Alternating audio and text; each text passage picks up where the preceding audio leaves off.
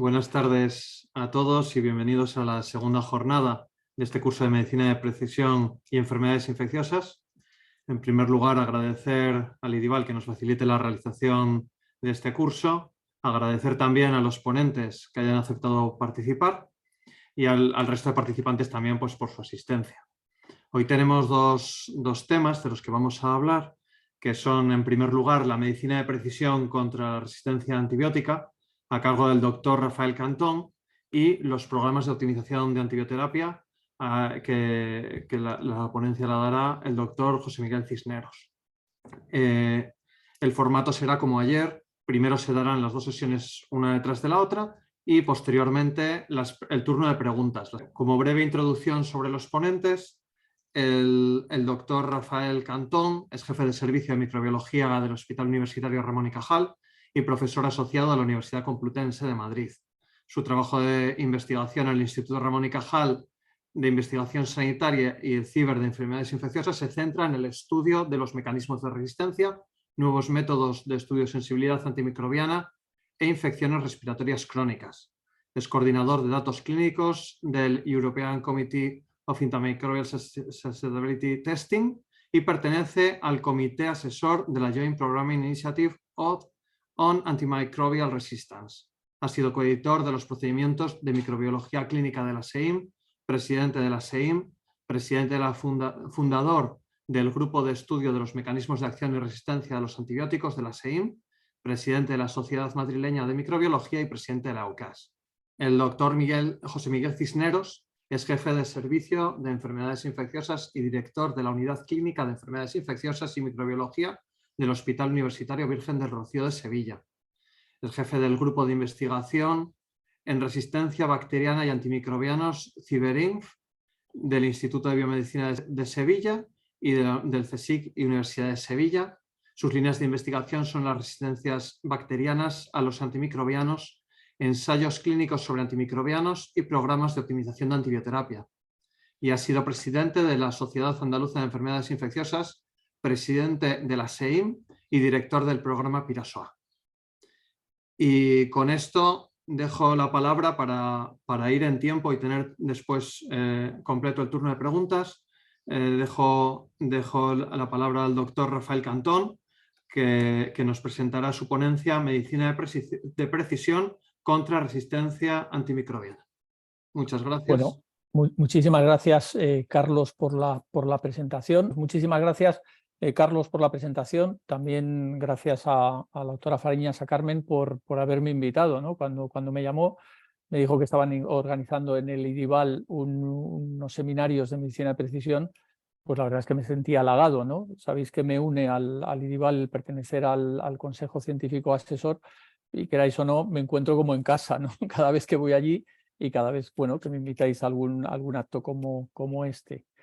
Sí he de decir que, bueno, cuando me invitaste, Carmen, a medicina de precisión contra la resistencia a los antibióticos, yo la verdad es que a lo largo de la presentación, bueno, ya lo iré marcando y con esto no quiero quitarle ni importancia ni a lo que es el tema, pero realmente muchas veces yo defiendo que medicina de precisión es lo que hemos hecho siempre al enfrentarnos con las enfermedades infecciosas. Lo que pasa es que es un movimiento que probablemente ha venido con otras especialidades, en concreto con oncología, por ejemplo, y alguna cosa pues comentaré en este sentido, que le han sabido sacar partido al concepto de medicina de precisión, ¿no? Ya lo veréis a lo largo de mi presentación. Tenemos los pacientes, tenemos los métodos diagnósticos con nuevos sistemas actualmente y una complejidad en cuanto a las oportunidades de tratamiento de los pacientes, que yo creo que es exactamente lo que estamos viviendo ahora y es lo que está en relación probablemente con la resistencia a los antibióticos. Con lo cual te agradezco, Carmen, el que me hayas invitado para reflexionar sobre este tema. Y mis objetivos es poneros un poco en perspectiva de las cosas que se hacen, cómo se mueven las resistencias a los antimicrobianos, cómo podían estar en relación a este concepto de resistencia. Sí, por el programa, ayer tuvisteis pues, una presentación que fue de Antonio Oliver. Yo desgraciadamente no la pude oír y bueno, espero no haberme superpuesto mucho en los conceptos que a lo mejor él trató de manejar ayer. Bueno, estos son mis conflictos de intereses, que son participar pues, en seminarios de formación o también en tener pues algunos estudios que están patrocinados por la industria farmacéutica. Y en la parte de la derecha tenéis mi hospital, el Hospital Raúl y Cajal, y un grupo al que le tengo que agradecer que trabaja en la parte que es clínica, pero también que trabaja desarrollando los proyectos de investigación. Cuando uno acude a las fuentes de lo que es la medicina de precisión, me destaca siempre esta definición que fue acuñada por el Instituto Roche, pertenece a la Fundación Roche, es ya del año 2013, pero que nos dice cuáles son los puntos importantes en lo que es la medicina de precisión, es la prevención, el diagnóstico, las estrategias de tratamiento adaptados al sustrato genético o molecular de cada paciente para cada proceso que nosotros estamos tratando de identificar o llevar a cabo.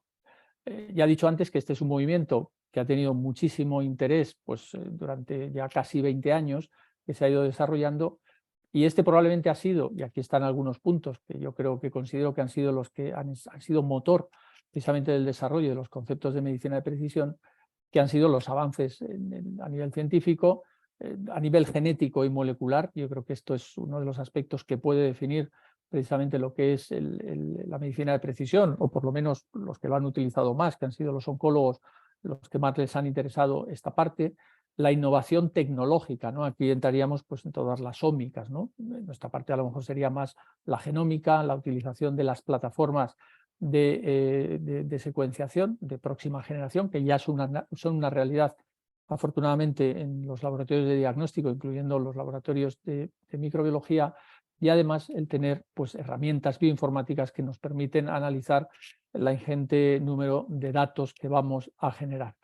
Y luego, bueno, a nadie se le escapa que esto también tiene un interés, ¿no? Hay un interés de la propia industria farmacéutica o de la industria del diagnóstico, que ven una oportunidad para posicionar o bien sus productos, sus fármacos, o bien sus sistemas de diagnóstico, que nos permiten pues acercarnos a esa complejidad que podemos tener con los pacientes que estamos ahora mismo pues tratando, en este caso las enfermedades infecciosas o relacionados con las resistencias a los antimicrobianos.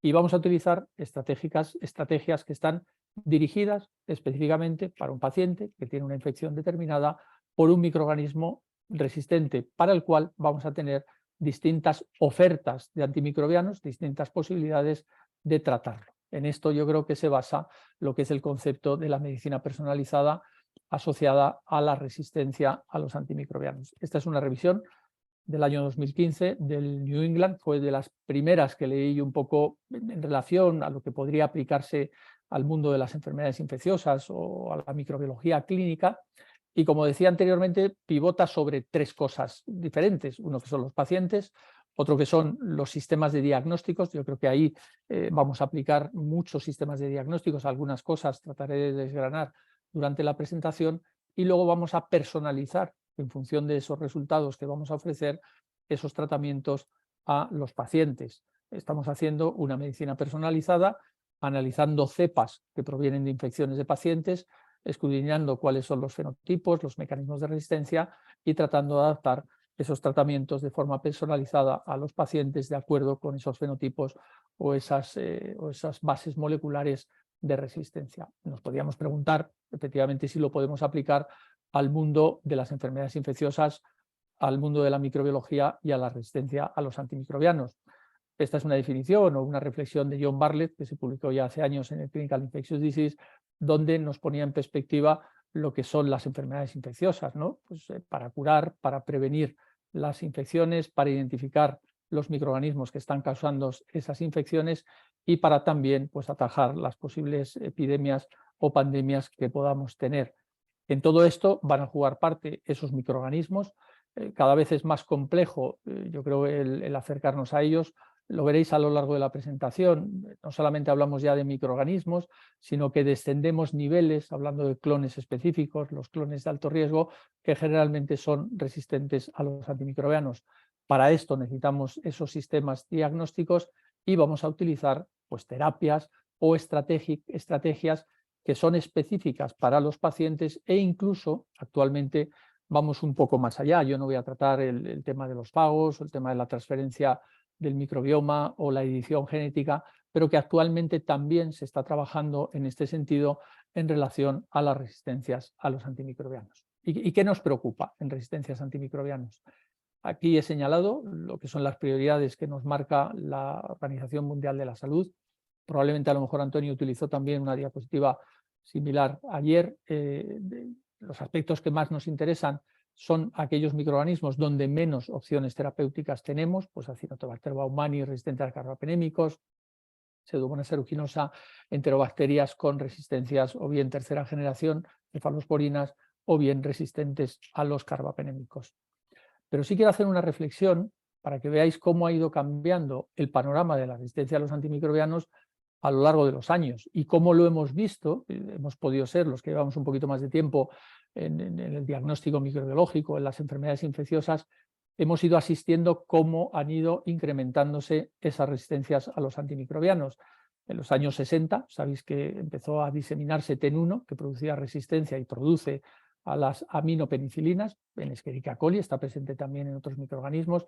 No fue hasta el año 83 donde se describieron las primeras beta-lactamasas de espectro extendido. Estas producen resistencia a cefotaxima, producen resistencia, como sabéis, también a ceftazidima.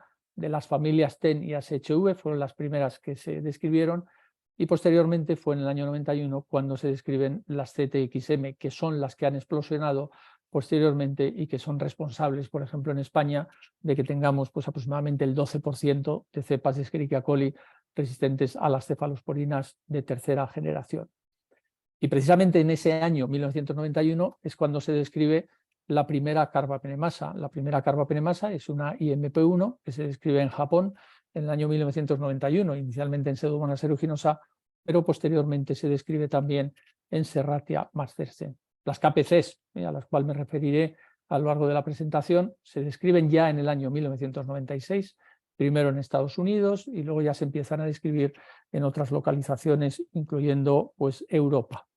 Las GES, de las que también haré alguna pincelada en esa complejidad de lo que es el mundo de la resistencia a los antimicrobianos actualmente, se describen en el año 98, inicialmente eran enterobacterias, actualmente donde están dando problemas son en Pseudomonas aeruginosa, y las metalo-beta-lactamasas de tipo BIN, que se describen en Pseudomonas aeruginosa, se describen inicialmente en Europa en el año 2001. Seguimos avanzando en el tiempo. La OXA48, ampliamente diseminada, pues, por ejemplo, en todo lo que es el norte de África, también en España y en algunos otros países de Europa, como puede ser Francia o Bélgica, se describe ya en el año 2003. Las NDMs se describen en el año 2008, es decir, vamos avanzando en el tiempo, vamos avanzando en esa complejidad, y veis aquí, en lo que es un estudio de vigilancia epidemiológica, cómo han ido incrementándose las enterobacterias productoras de estas carbapenemasas a lo largo de los años. Esto está cogido de un estudio de vigilancia epidemiológica, del estudio SENTRI. El estudio SENTRI se inicia en el año 1997, continúa. Esto es un suplemento en el cual tuve ocasión de participar en este artículo, que lo único que tiene de interés, o que tiene de interés este artículo, sobre todo para la parte que más me interesa de la presentación, es este aumento a lo largo de los años de lo que ha sido el número de aislamientos que están incluidos en este programa de vigilancia con producción de carbapenemasas, más en algunas localizaciones que otras. Por ejemplo, en Europa pues estaríamos casi en un segundo nivel, y en primer lugar tendríamos pues en Latinoamérica, donde tendría pues cifras incluso en algunos años pues podrían llegar al 25% de los aislados de enterobacterias que estaban incluidos en este estudio de vigilancia epidemiológica. En España pues podemos tener una situación que dista mucho de la anterior, pero tenemos cifras también que son importantes. Aquí tenemos las resistencias a los carbapenémicos en Klebsiella pneumoniae, que llegan al 5,9%. Las que son multiresistentes, juntando a estas que son resistentes pues o bien a carbapenémicos, aminoglicósidos, fluoroquinolonas, ceftazidima o piperacilina tazobactam, son más de 3 familias de antimicrobianos, tendríamos ya un 18%, de acuerdo con este estudio epidemiológico, que es el estudio EARS, que recoge fundamentalmente aislados de bacteriemia, algunos otros aislados invasivos también de líquidos cefalorraquídeos, y son cifras que se han ido incrementando a lo largo de los años. Por poner otro microorganismo centinela, en Pseudomonas aeruginosa podríamos decir que es una situación un poquito estable a lo largo de los años. pero que oscila entre el 15 y el 20% de la resistencia a los carbapenémicos, y un poquito por debajo las que se considerarían resistentes a 3 o más familias de antimicrobianos. Tendríamos unas cifras que oscilan entre el 12 y el 14-15% a lo largo de los años. ¿Y qué es lo que tenemos de opciones terapéuticas? ¿Cuál sería con lo que podemos tratar muchas de estas infecciones, incluyendo las resistencias que encontramos en cepas que producen carbapenemasas? Desde el año 2010, la FDA y la EMA han aprobado casi 20-21 antimicrobianos. Son todos estos que veis aquí. Es cierto que ha habido unos años que ha habido una disminución. En los últimos años podríamos decir que ha habido un aumento. Sin embargo, probablemente deberíamos encender otra vez la luz, ¿no? La luz roja, puesto que desde el año 2019 no ha sido aprobado ningún antimicrobiano que podríamos considerar nuevos.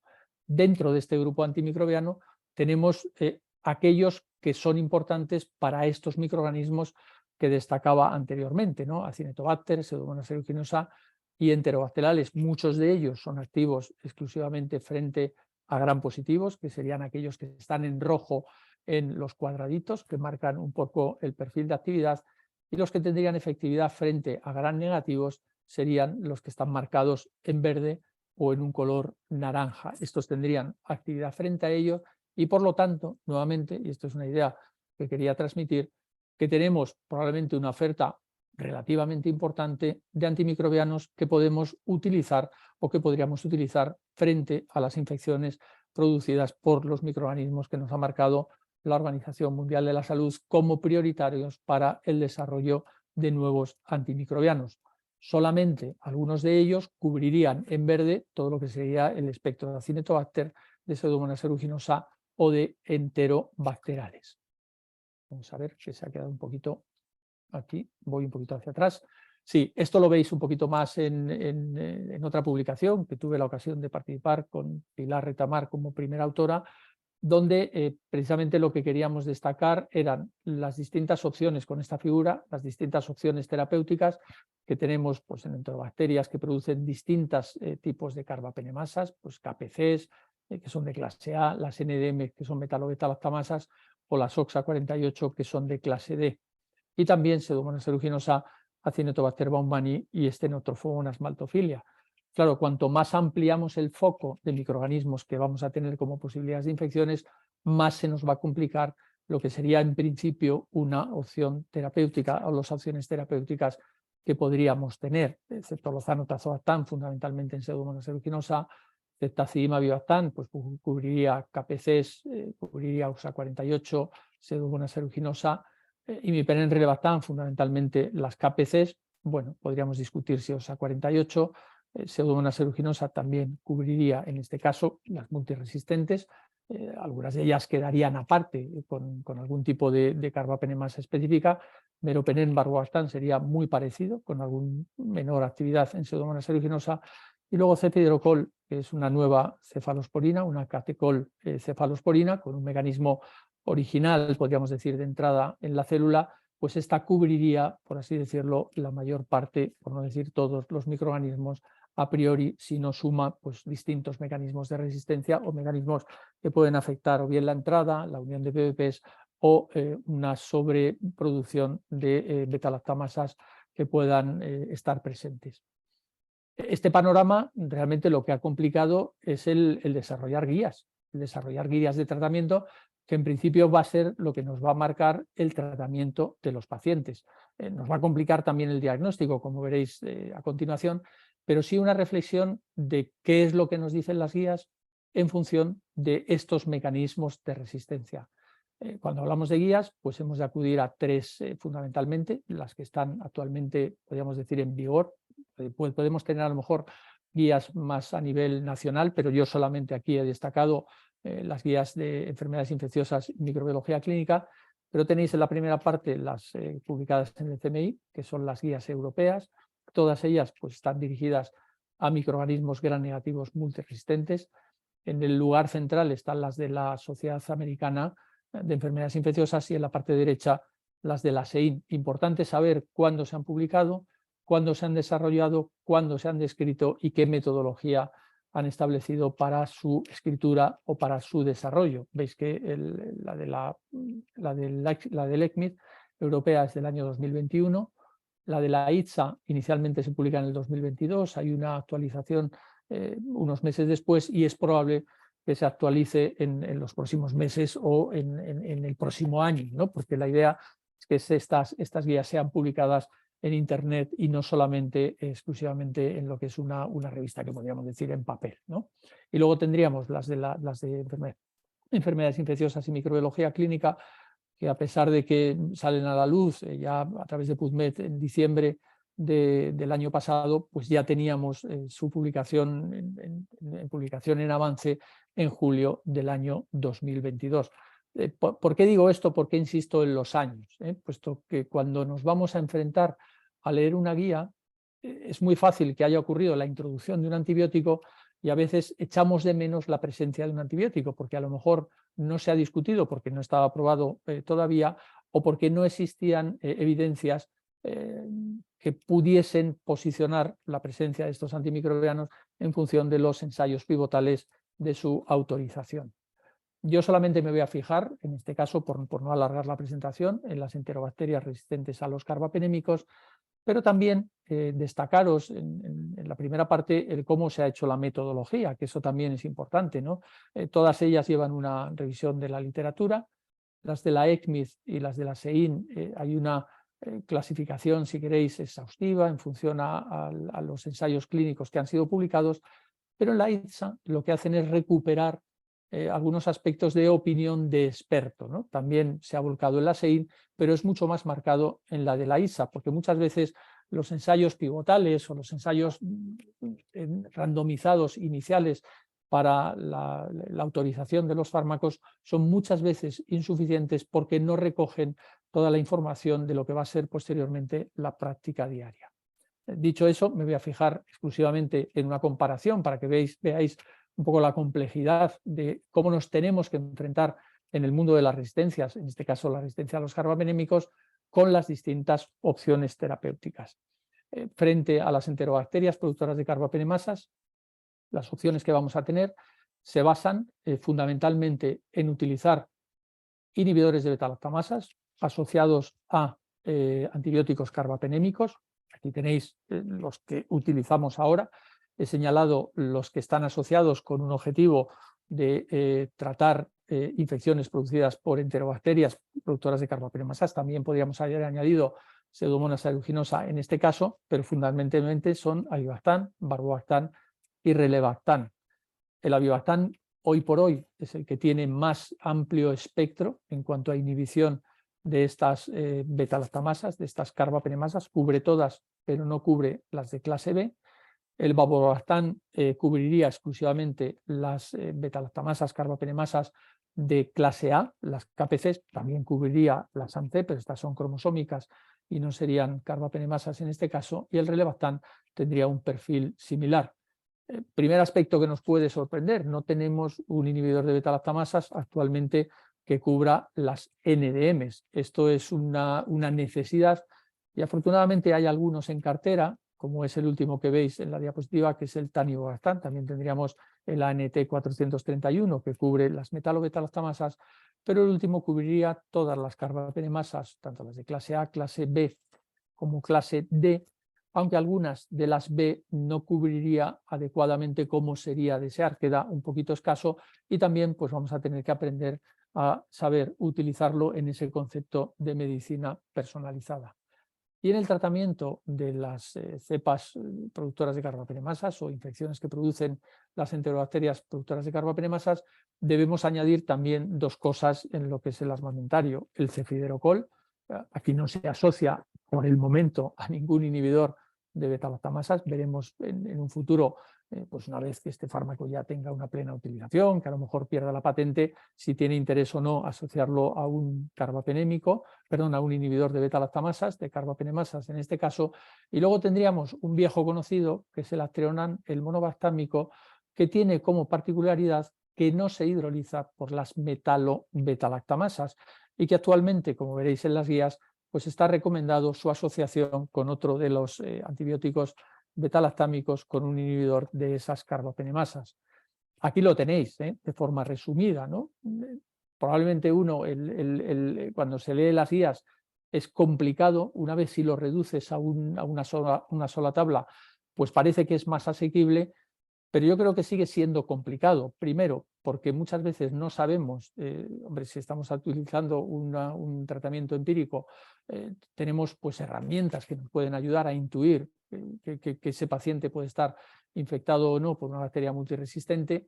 Ya es más complicado el poder intuir si está infectado por una cepa productora de carbapenemasas, y desde luego es más difícil intuir el saber qué tipo de carbapenemasas va a tener ese paciente produciendo una infección. Estoy hablando de empírico. Si estamos hablando ya de un tratamiento dirigido, aquí ya vamos a necesitar esas herramientas de diagnóstico para poder acertar o, en el caso de que hayamos puesto ya un tratamiento, el desescalar o readaptar ese tratamiento.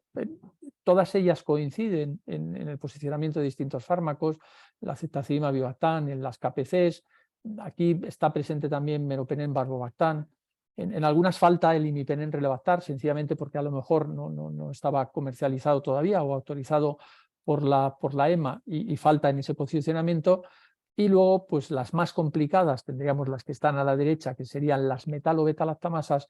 Fijaros que aquí se aprovecha esta actividad de no, o mejor dicho, más que actividad, de no verse hidrolizado el acteonar por esa metal o beta-lactamasa para poder asociarlo a cetacima, avibactam. Lo que vamos buscando aquí es la actividad del acteonan asociado con el avibactam. El acteonan, lo que tendría el beneficio es no hidrolizarse por esa carbapenemasa, y el avibactam pues tendría un beneficio de hidrolizar, pues de producir una inhibición de beta-lactamasas que podrían estar presentes en esa cepa, bien sea pues una beta-lactamasa cromosómica o bien sea pues una beta-lactamasa de espectro extendido. Es en este último grupo, en las metalo-beta-lactamasas, donde está situada claramente lo que sería el uso del cefiderocol, puesto que no tendríamos en este caso la posibilidad de utilizar esas otras combinaciones de carbapenémicos con los inhibidores de beta-lactamasa, meropenem, barbobactam o imipenem, relebactam. Algunas situaciones particulares, pues cuando no tenemos una infección que es importante, una infección de origen urinario, pues podríamos utilizar aminoglicósidos, o en el caso de ser una infección abdominal ya podríamos, con estas recomendaciones, incluirían pues algunas de las tetraciclinas, tigeciclina, o también incluiría pues una de estas nuevas tetraciclinas, que sería la erabaciclina, que no está todavía comercializada, o mejor dicho, está autorizada por la EMA, pero no está comercializada aún en España. Cuando hablamos de infección urinaria, ya se amplía lo que es esa oferta o esa posibilidad de antimicrobianos. Generalmente está guiado por la sensibilidad en el antibiograma. Aquí el objetivo muchas veces es evitar la utilización de fármacos que probablemente van a ser útiles en este tipo de infección, pero si estamos utilizando fármacos que se concentran en el lugar de la infección, como es la orina, pues podrían ser útiles otros que incluso pues no tendrían una indicación tan clara en una infección sistémica. ¿Y qué problemas, aparte de esa elección en función de esos perfiles y en función de esa oferta de antimicrobianos, nos enfrentamos a ese concepto de medicina personalizada? Yo he querido señalar aquí algunos, probablemente se os ocurran muchos más a vosotros, pero una parte estaría hablando de esa microbiología subespecífica. Vamos a ir más allá de hablar de una bacteria que tiene un mecanismo de resistencia, a hablar de un clon de alto riesgo, como veréis a continuación. La rápida emergencia de mecanismos de resistencia, yo creo que esto es un problema, y para eso va a ser, yo creo que muy interesante la charla que nos va a dar José Miguel, ¿no? de los programas PROA, cómo nos pueden ayudar a utilizar mejor los antibióticos. La complejidad que tenemos en la lectura de los antibiogramas, también bien marcado por los fenotipos o por la identificación de múltiples mecanismos de resistencia, es lo que denomino aquí como los restotipos. Y luego algo que nos marca fundamentalmente esa medicina personalizada, que es conocer nuestra propia realidad de la epidemiología. Yo creo que el saber si en nuestra propia institución pues las cepas de Pseudomonas aeruginosa son resistentes a los carbapenémicos, más porque tenemos una GES que porque tenemos a lo mejor una hiperproducción de la beta-lactamasa cromosómica, más bombas de flujo, más otra complejidad que puedan tener esas cepas, yo creo que también es importante para poder utilizar mejor los antibióticos. Y luego la necesidad de tener sistemas de diagnóstico. Clones de alto riesgo. Los clones de alto riesgo son cepas especializadas dentro de un género bacteriano que muchas veces no necesariamente son más agresivas. Muchas veces lo que son cepas que tienen un fitness mejor, es decir, una competencia mejor, sobreviven mucho mejor dentro de lo que son pues, sobre las superficies, sobreviven mejor sobre las mucosas y por el hecho en sí de estar presentes en ese lugar son capaces de adquirir mecanismos de resistencia. Aquí tenéis pues, una lista de esas clones de alto riesgo, están recogidas pues muchas de ellas que producen carbapenemasas. Esto lo publicamos ya hace pues, un par de años, al principio de la pandemia.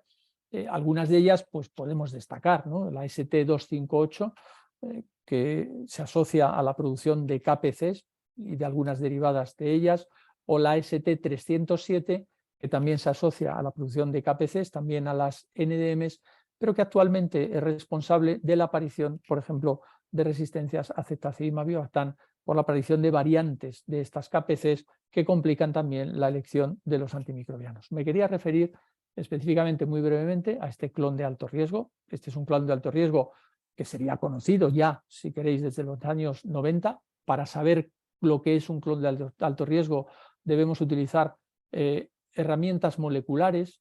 Podemos secuenciar 7 genes y en función de la secuencia de esos genes, que son genes conservados, podemos definir cuáles son esos clones de alto riesgo, o actualmente lo que hacemos es utilizar secuenciación de genomas completos.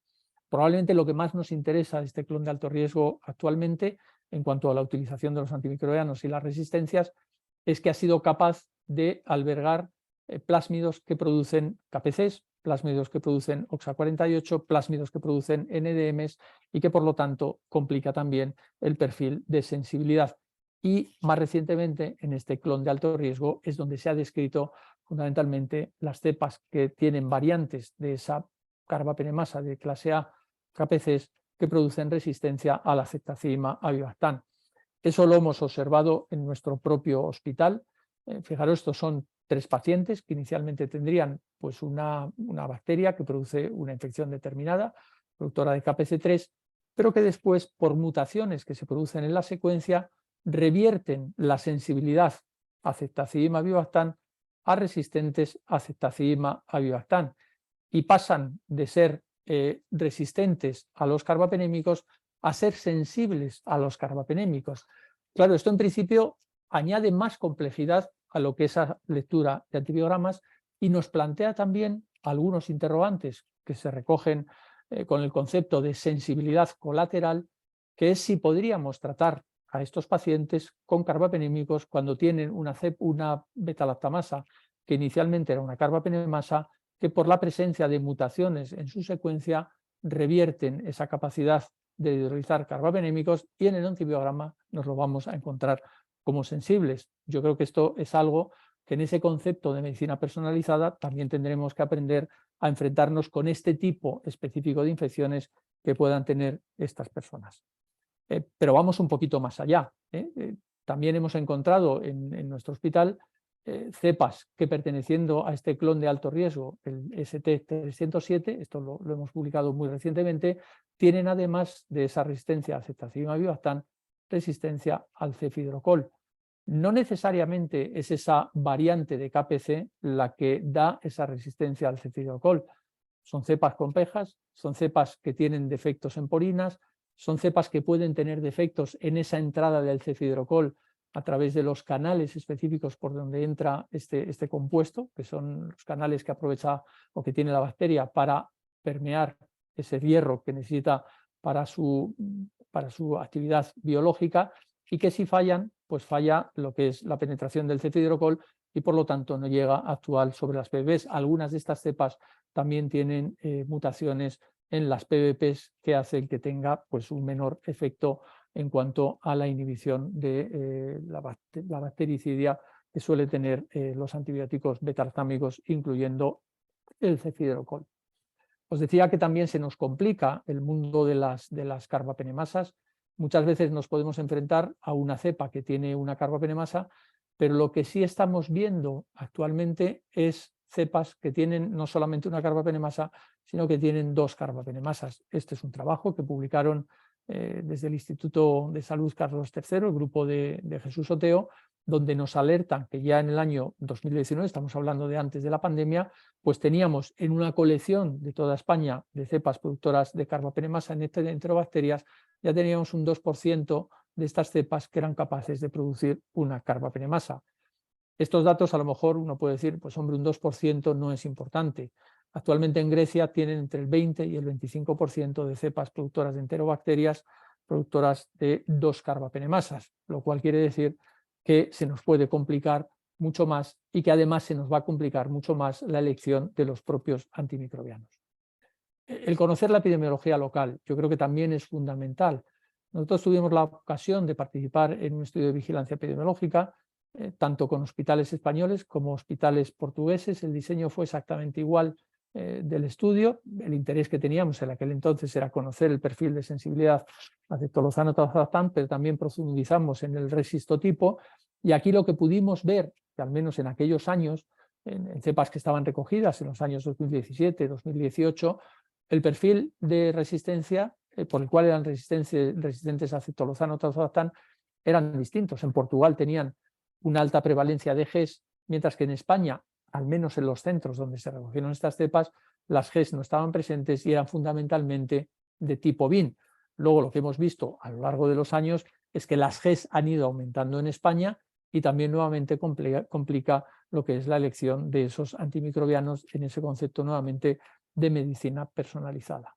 Y muy brevemente ya, ¿qué podemos decir de los métodos de diagnóstico? Afortunadamente tenemos muchas más herramientas diagnósticas actualmente para poder estudiar los microorganismos resistentes o multiresistentes.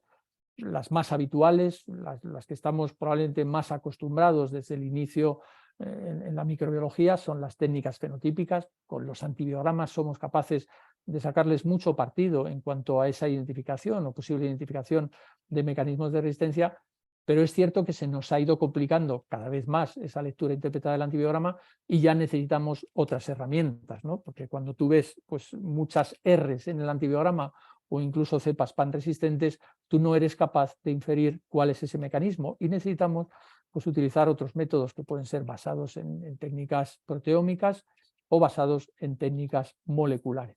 La lectura del antibiograma es un ejercicio que hacemos, pues yo creo que diariamente en todos los laboratorios de microbiología, en la lectura de los antibiogramas. No decimos solamente si es sensible y o resistente, sino que inferimos cuál es el mecanismo de resistencia. Pero como decía, esto se nos ha complicado. Muchas veces pues una cepa que produce una carbapenemasa también produce una beta-lactamasa de espectro extendido o es capaz de producir 2 carbapenemasas, y ese sumatorio de los fenotipos de sensibilidad y de resistencia hace prácticamente imposible saber qué carbapenemasa tenemos. Tenemos herramientas, algunas son muy sencillas, como estas muy parecidas a los sistemas que se utiliza o que hemos utilizado para el diagnóstico de COVID. La detección de antígenos tiene el mismo principio, utilizando anticuerpos monoclonales específicos para distintos tipos de carbapenemasas. Al principio, cuando nos presentaron esto, éramos escépticos, ¿no? pero realmente funciona. Somos capaces, cogiendo un hemocultivo crecido, de ese hemocultivo crecido podemos hacer directamente una inmunocromatografía y podemos decir directamente si tiene una KPC o tiene una metalobeta-lactamasa o tiene una USA 48. Si además, y esto es lo que se hace habitualmente, hemos hecho un MALDI para identificar, pues ya estamos ofreciendo una información que yo creo que es muy importante a la hora de personalizar ese tratamiento a los pacientes. Podemos utilizar otras herramientas. Aquí simplemente la técnica de MALDI-TOF la utilizamos para hacer identificaciones, pero con distintos protocolos que podemos hacer, podemos sacarle partido a esos picos que nos ofrece el detector en el sistema de espectrometría de masas, y podemos identificar también beta-lactamasas, resistencias a meticilina o resistencias también a algunos de los enzimas que producen o afectan la sensibilidad a las quinolonas y también enzimas que son modificantes de aminoglicósidos. Y probablemente una de las herramientas que más interés estamos teniendo ahora es la utilización de lo que se denominan los paneles múltiplex o paneles multiplexados, que es un nombre un poco horroroso en la forma de decirlo, pero lo que hacen referencia es a poder identificar directamente a partir de la muestra microorganismos, pero que además asocian distintos dianas para poder identificar mecanismos de resistencia. Aquí tenéis uno de ellos, es el BioFire o el FilmArray, que se utiliza para infección de bacteriemias, ¿no? A partir de un hemocultivo positivo podemos identificar utilizando estas herramientas, pero también nos ofrecen, como veis aquí, pues multitud de mecanismos de resistencia. Es otra forma de abordaje para posteriormente personalizar esos tratamientos que van a ser necesarios para el tratamiento de bacterias multiresistentes. El FilmArray necesariamente se tiene que hacer sobre hemocultivo crecido. Existen algunas otras herramientas que ya podríamos utilizar sobre sangre. Estas fueron inicialmente desarrolladas o promovidas para detectar levaduras fundamentalmente o patógenos fúngicos, pero que actualmente también con los mismos sistemas pues, se pueden detectar con una sensibilidad y especificidad bastante aceptable la identificación de los microorganismos y también los mecanismos de resistencia. Es este sistema que veis en la diapositiva. Y probablemente lo que más relacionado con este boom actualmente de la medicina personalizada es la utilización de plataformas de secuenciación. Esto ya es una realidad también, como decía, en los laboratorios de microbiología. La eclosión ha sido más con la utilización en las variantes de COVID, pero gracias a esa utilización en las variantes de COVID, pues se están introduciendo también pues, para poder detectar pues, resistencias en virus o también resistencias en bacterias. Hemos de utilizar protocolos y hemos de utilizar también análisis bioinformáticos. Esto puede ser complejo, pero afortunadamente también por ese interés que comentaba de las propias casas de diagnóstico, muchas de ellas ya están desarrollando sistemas bioinformáticos que en principio son sencillos de utilizar, desperdician mucha información en el sentido de que no analizan toda la información porque van directamente a aquello que nos puede interesar, en este caso serían los mecanismos de resistencia, para añadirlos a esa información de ese clon de alto riesgo, que también lo podemos hacer por estos sistemas bioinformáticos, además de lo que sería la identificación de ese microorganismo. Aquí veis simplemente un ejemplo, viene de ese estudio de vigilancia epidemiológica realizado entre España y Portugal.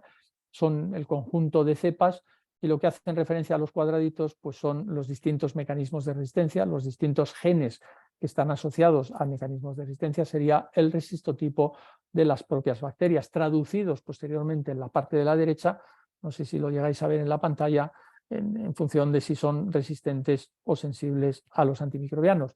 Esto ya se está utilizando también como utilidad de la secuenciación de genomas completos para inferir no solamente ese resistotipo, sino asociarlo con el fenotipo de sensibilidad y de resistencia.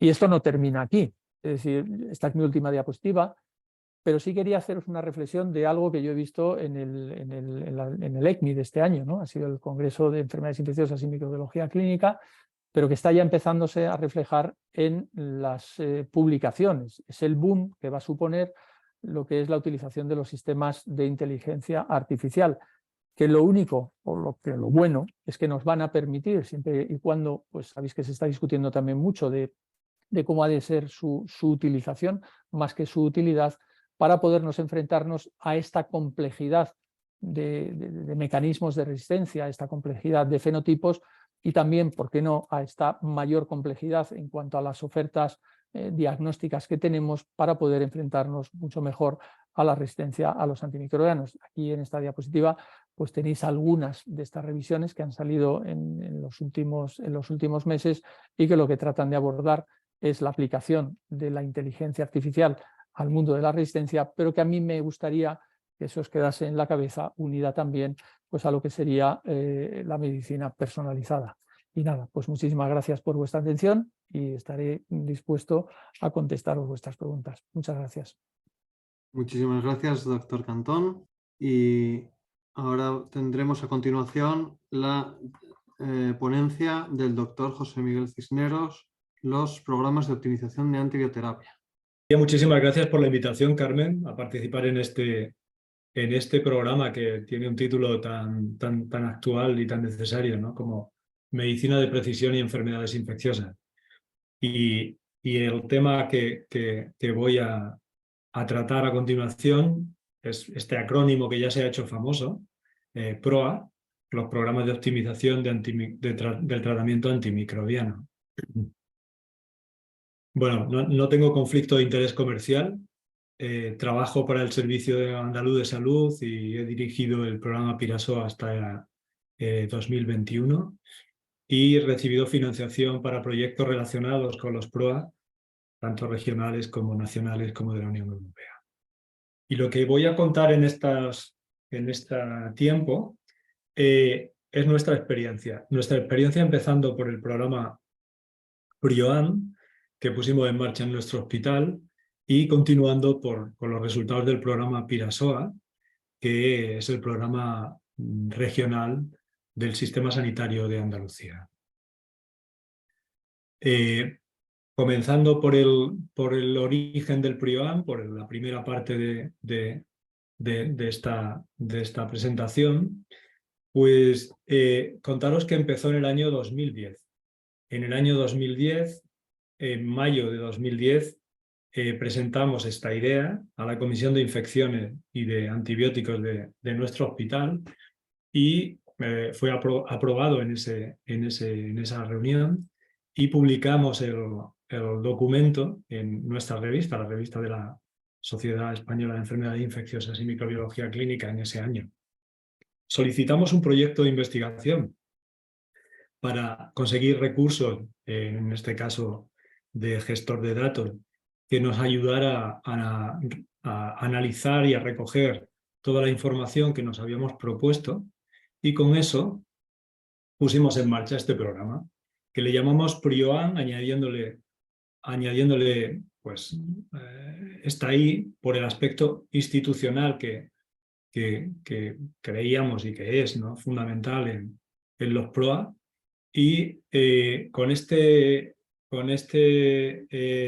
icono muy simplón, pues recogimos las intervenciones multimodales, las 4 intervenciones multimodales de formación de este programa, que era desde su inicio un programa educativo, un programa de formación continuada, no impositiva, de tal manera que la primera decisión fue retirar todos los antibióticos restringidos que la Comisión de Infecciones habíamos elaborado en el pasado, ¿no? Y estas 4 intervenciones eran una mezcla de intervenciones clásicas y alguna innovadora.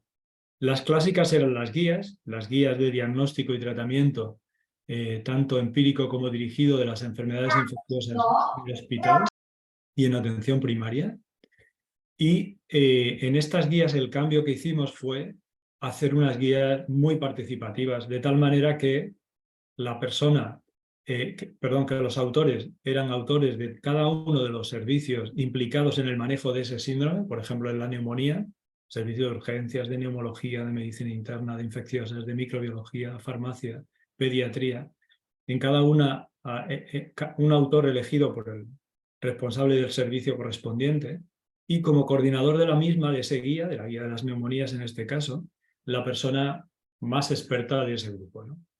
La otra herramienta que utilizamos fue la evaluación de los resultados, y con la novedad de hacer una evaluación periódica, mucho más frecuente, cada 3 meses, trimestral, y este apoyo institucional que ahora contaré con más detalle. Y la medida más innovadora fue la modificación de las audit americanas, de las auditorías, por este concepto de asesoría clínica, asesoría entre pares, que contaré con más detalle.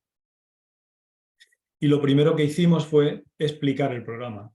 Para explicar el programa explicamos por qué se ponía en marcha, cómo era realmente una respuesta a un grave problema de salud pública y no a una cuestión que tuviese un interés limitado a los microbiólogos, los farmacéuticos o los infectólogos, sino un grave problema de salud pública que La Organización Mundial de la Salud ya colocaba entre las 10 mayores amenazas para la salud pública mundial en 2019, en una situación y en un contexto en el que nuestro país pues, tenía estos mapas en rojo de resistencias, tanto de aureus como de coli a quinolonas, de aureus a meticilina o de Baumani a Cinetobacter a carbapenem, y que este asunto de las resistencias bacterianas no era baladí, sino que tenía graves consecuencias.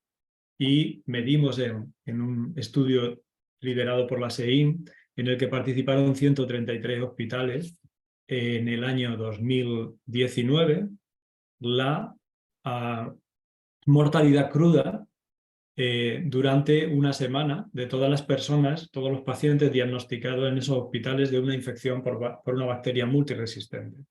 Y con eso hicimos una estimación de lo que habría sucedido ese año, en el año 2019, de haberse repetido este resultado en el resto de las 51 semanas del año y en el resto de hospitales españoles, teniendo en cuenta que estos 133 representaban el 25% de las camas de hospitalización en nuestro país.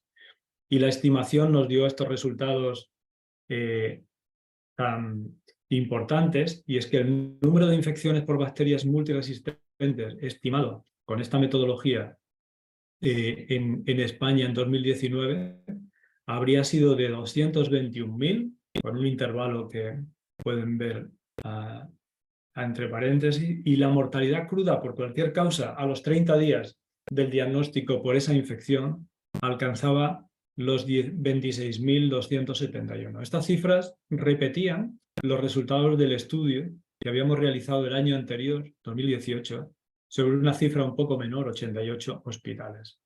Y este estudio lo vamos a repetir ahora en mayo, en una cifra muy semejante a esta de 2019, con 130 y tantos hospitales que están dispuestos a realizar esta tarea para tratar de ponerle magnitud a este grave problema que son las resistencias bacterianas y que es la razón de ser de los PROA.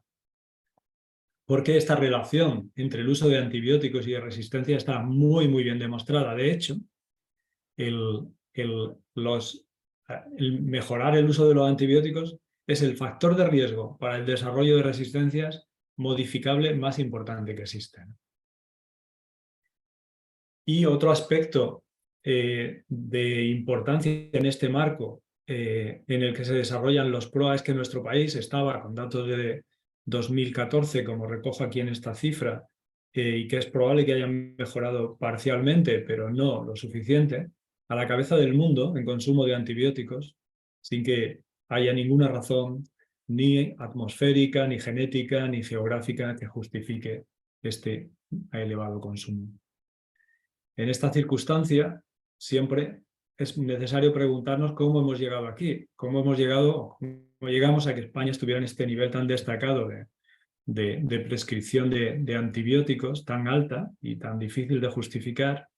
Y sin duda que esto es razón de una responsabilidad compartida entre los pacientes que no siempre cumplen correctamente los tratamientos prescritos por su médico, o en su momento, esto yo creo que ya no es real, pero en su momento, en los años que se hizo este estudio, sí que se demostró que ocasionalmente se podía dispensar sin receta en alguna farmacia, en algún estudio publicado en nuestro país. Esto, como digo, ya creo que esto no es real. O los políticos que financian el problema sanitario para tratar de resolverlo, o de los médicos, ¿no?, que somos los que prescribimos los antibióticos. Y, en mi opinión, siendo una responsabilidad compartida, en la que cada uno tiene un área de responsabilidad y unas posibilidades de mejorarla, sin duda la más importante somos los médicos, los principales responsables de esta situación en nuestro país, de que esto sea así, ¿no? Y a esto se suma que el uso de los antibióticos, el uso de los antimicrobianos es inapropiado en estudios hechos en múltiples lugares del mundo en un 50% de las ocasiones. Esta cifra realmente es extraordinaria porque es difícil de comprender cómo puede haber este margen de mejora o esta no calidad en la prescripción, ¿no? Y para entenderlo, para buscar una respuesta a esto, pues creo que es importante decir que el conocimiento de las enfermedades infecciosas es insuficiente. Y esto en un grupo de profesionales, los médicos, que están entre los profesionales que más estudian o más estudiamos una vez terminada la universidad. Y a pesar de eso, esto sucede así. Y la razón es que el volumen de conocimientos que se han generado en los últimos 2, 3 décadas en torno a las infecciones, nuevos huéspedes, nuevos antibióticos, nuevos mecanismos de resistencia, es de tal magnitud que ni siquiera los que nos dedicamos a las enfermedades infecciosas al 100% tenemos capacidad, yo al menos, para poder estar al día de todos estos conocimientos. Mucho más cualquiera de los especialistas clínicos que usa los antibióticos por razones evidentes, porque atienden a pacientes con infecciones y que tienen otras áreas del conocimiento, como puede ser un médico de familia que tiene que saber de todo, o un hematólogo que tiene que estar a la última de la leucemia, para también conocer aspectos tan complejos como los que el doctor Cantón acaba de explicar, por ejemplo. Esto hace que ese gap, esa diferencia entre el volumen de conocimientos que crece día a día y el tiempo que dedicamos a la formación en infecciones y en antibióticos, pues sea cada vez mayor. Y por lo tanto este riesgo del 50% de uso inapropiado tiene riesgo de seguir creciendo, no reduciéndose.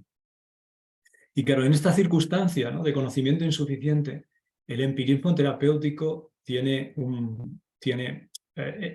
una salida natural, porque ante la incertidumbre, la principal respuesta es vamos a cubrir, ¿no?, en lenguaje coloquial, vamos a tratar, vamos a poner tratamiento combinado, vamos a subir el espectro al máximo posible, porque el paciente puede tener una infección. Primero puede tener una infección, segundo puede ser por multiresistentes, ¿no? Y a eso se suma que en una situación como esta, la promoción comercial es muy, muy exitosa. Por estas razones es posible que todo esto haya contribuido a que nuestro país haya estado en esa situación de uso muy elevado de antibióticos. Y a esto se suma que el conocimiento medio de los ciudadanos españoles en antibióticos es pobre en comparación con otros países europeos, según datos de esta encuesta hecha por la Unión Europea, en el que, como podéis ver, España está a la cola de los países con menor nivel de formación, de información recibida en antibióticos en las respuestas hechas por los ciudadanos españoles. Y se suma otra circunstancia singular de nuestro país, y es la ausencia de especialidad en comparación con el resto de países europeos, la especialidad de enfermedades infecciosas, que esperamos que pronto pueda ser resuelta esta anomalía y podamos converger también con Europa y de camino contribuir también a esta lucha contra la resistencia formando por la vía MIR a futuros especialistas en enfermedades infecciosas que contribuyan junto con el resto de especialistas a esta lucha contra la resistencia y este mejor uso de los antibióticos.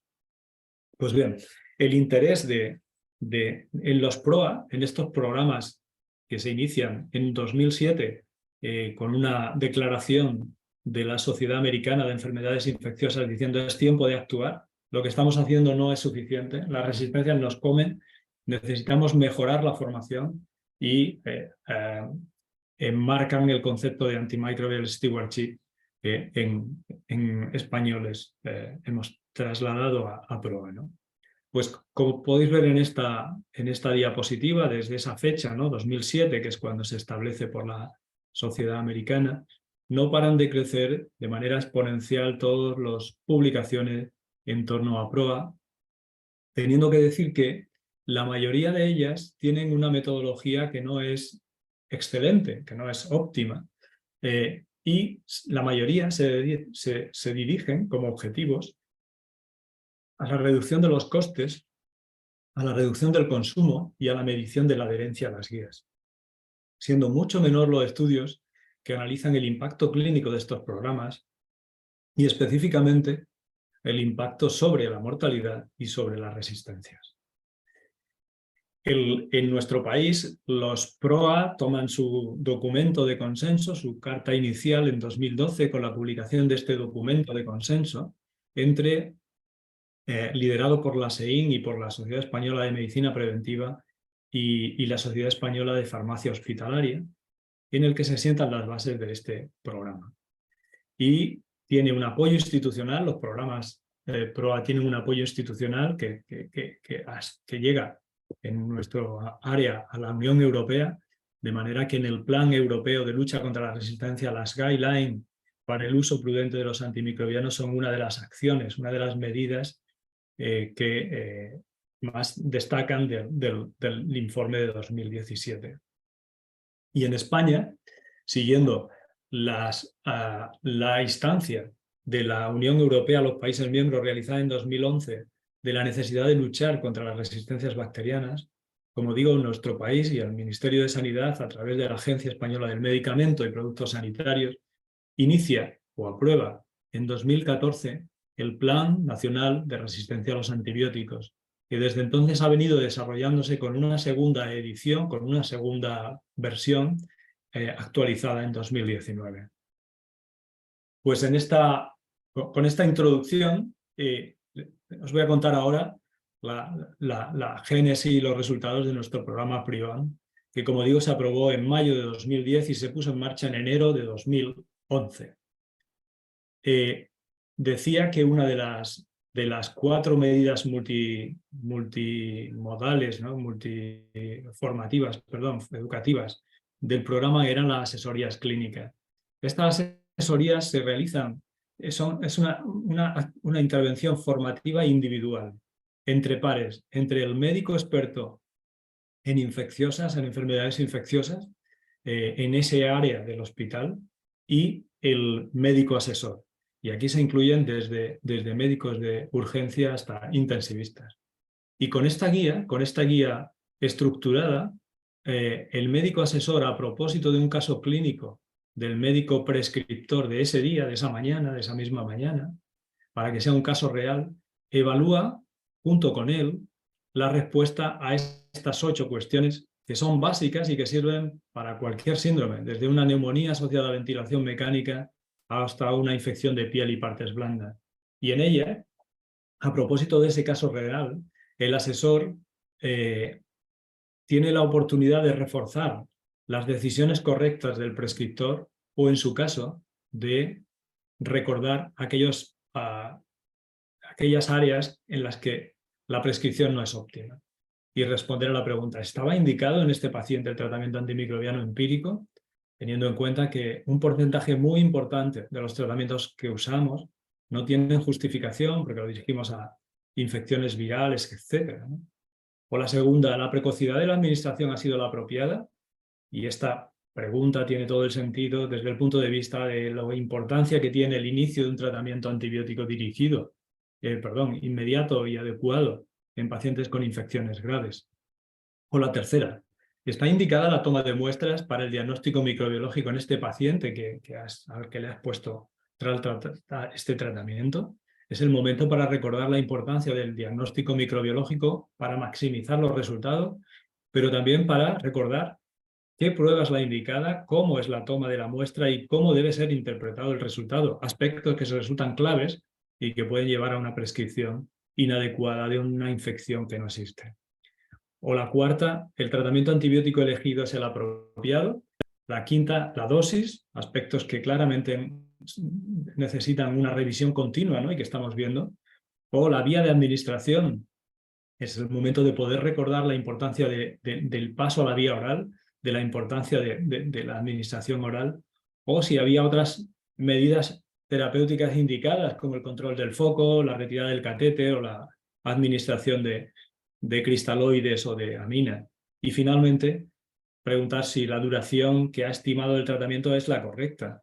Y aquí tener la oportunidad de añadir a toda la información acumulada en los últimos años sobre la duración de síndromes muy importantes, en los que se ha avanzado mucho por duraciones más cortas, ¿no? Bueno, este es el resumen de esa asesoría, que son unos 10 minutos lo que se tarda, y que preocupados de cómo sería la aceptación por los compañeros de esta intervención individual a propósito de un tratamiento que no se pretende modificar porque no es impositiva, sino revisar con él, pues le dábamos esta encuesta de satisfacción anónima y voluntaria en la que le pedimos que cumplimente esta hoja para conocer si la asesoría le ha sido útil o no, que es la pregunta que se le hace y se deja un espacio en blanco y que la envíe por correo. Bueno, esta es la intervención que contaba de las guías que están accesibles en esta página web y que la diferencia de lo que veníamos haciendo desde que yo llegué al hospital es que se hacían muy colaborativas, ¿no? Como he explicado, y con la participación de todos los servicios implicados en cada síndrome. Y, sin duda, la epidemiología local. Estos son datos que están colgados en la guía del PRIOAN, facilitados por el servicio de microbiología, que de manera casi inmediata, fijaros, son datos de la guía de 2021, puestos en febrero de 2022 con los antibiogramas acumulados de la epidemiología local de nuestro hospital. Y una herramienta formativa añadida posterior fue el Twitter del PRIOAN. Como decía, el programa es un programa con apoyo institucional y con evaluación continua, y en esta gráfica podéis ver los diferentes servicios en la primera columna, desde medicina interna hasta neonatología o cirugía plástica, la evolución del año anterior, en este caso de 2020, sobre el indicador que ese año firmaron con la dirección, siguiendo los objetivos fijados por el PRIOAN, que en medicina interna o en neumología fue mantener la presión de quinolonas, o en el resto fue mantener la presión antibiótica global, porque veníamos de un punto de partida muy bueno, y cómo los datos se van facilitando trimestre a trimestre, con la idea de que para cambiar una cultura, una práctica, es muy importante que los inputs sean repetidos, ¿no? Primer trimestre, segundo trimestre, tercer trimestre, cuarto trimestre, resultado global y el resultado acumulado. Y, perdón. Los resultados del primer año del PRIOAN los pudimos publicar en el Clinical Microbial Infection, en el que recogimos exclusivamente datos de consumo. Datos de consumo en el que podemos ver que el programa fue muy eficaz y fue muy rápido en su reducción del consumo. Pasamos de una presión antibiótica de 1100 DDDs en el primer trimestre de 2011, cuando empezó el programa, y se redujo de manera rápida en un 26% a lo largo del año. Y el aspecto de la satisfacción que tanto nos preocupaba, pues la respuesta fue satisfactoria en un porcentaje altísimo, del 98%, de manera que la asesoría, esta intervención individual, fue muy bien recibida y de hecho se sigue haciendo en la actualidad. Y encontramos que además esto era eficiente, lo cual es sorprendente para un programa de calidad que en general se genera más gasto porque requieren más dinero. Y como podemos ver aquí, el gasto trimestral en antibióticos de mi hospital se redujo en 1 millón de euros, conforme a lo esperado de haber seguido igual, en el segundo, tercer y cuarto trimestre de ese año. Y esto tuvo una noticia inesperada que apareció en el país, no el programa sino la reducción del 1 millón de euros, ¿no? Lo cual tiene también su interés, lógicamente, para la institución y la autoridad sanitaria. Y esta es la situación a fecha del cuarto trimestre de 2022 del programa.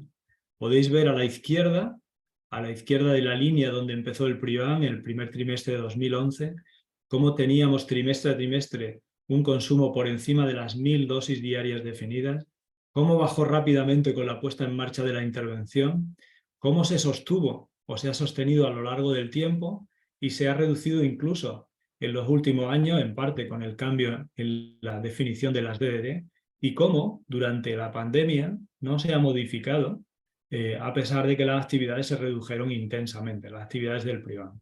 Esto supone una reducción global de un 42% en la presión antibiótica que hacíamos en los años 2009 y 2010, en comparación con la que se ha venido haciendo desde entonces.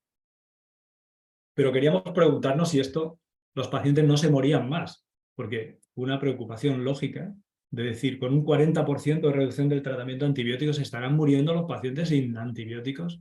Y por eso medimos el resultado a los 4 años. A los 4 años de la intervención acumulado, con la hipótesis de que si esta reducción intensa y sostenida de la presión antibiótica en un entorno relativamente cerrado, como es un hospital, podía tener consecuencias sobre las principales infecciones adquiridas en el hospital que tienen como consecuencia el uso de antibióticos, que eran las infecciones por bacterias multiresistentes y las candidemias, también en sangre, candidemias y bacteriemias por multiresistentes. Y mediante un método cuasi experimental hicimos este estudio que publicamos en el Clinical Infectious Disease. En esta gráfica se recoge el cambio de la presión antibiótica que hemos visto antes. Es un cambio en la tendencia significativa, un cambio de nivel, con una reducción que vemos aquí respecto a la esperada. Y el objetivo principal, esto tenía trascendencia ecológica, y aquí podemos ver cómo la incidencia de estas bacteriemias por multiresistentes y candidemias, que iba en aumento, como corresponde en general a un hospital con mayor complejidad y que hubiera seguido esta línea de no seguir igual, cambia, hay una inflexión en la tendencia y la línea se vuelve negativa y descendente. De manera que se produce una reducción de un 71% respecto a la tendencia esperada en infecciones, en candidemias y en bacteriemias por multiresistentes. Y lo más importante, esto conllevó una reducción de la mortalidad medida en densidad de mortalidad por cada 1000 estancias por estas infecciones adquiridas en el hospital, y esta era lo que hubiera pasado a lo que sucedió con la intervención. Este artículo creo que es importante desde el punto de vista de sentar las bases, de sentar la traducción clínica de la reducción de una presión antibiótica excesiva y la traducción ecológica de la misma en un hospital. Esta implementación de los resultados de un PROA la analizamos también en una población de pacientes muy singular y muy sensible a las infecciones, en las que son los pacientes con cáncer. En este estudio en el que pudimos, con una metodología semejante, analizar en qué medida contribuía el PROA y en qué medida contribuían la interconsulta, el programa de interconsultas, que era una actividad regular que el Servicio de Enfermedades Infecciosas hacía desde el año 90 en el Servicio de Oncología, de común acuerdo. Y pudimos comprobar cómo la mortalidad precoz se redujo de manera significativa durante este periodo, igual que la tardía en estas dos gráficas, y cómo el consumo de antibióticos se redujo también de forma significativa en el servicio de oncología, tanto desde la puesta en marcha del PROA añadido a las interconsultas. Además dentro de esta línea de mejora del uso de los antibióticos, nos preguntamos cómo optimizar la duración de los antibióticos desde la perspectiva de que los antibióticos que utilizamos ahora se aprobaron en los años 80 y 90 en ensayos clínicos en los que la pregunta no era cuál es la duración óptima del tratamiento antibiótico.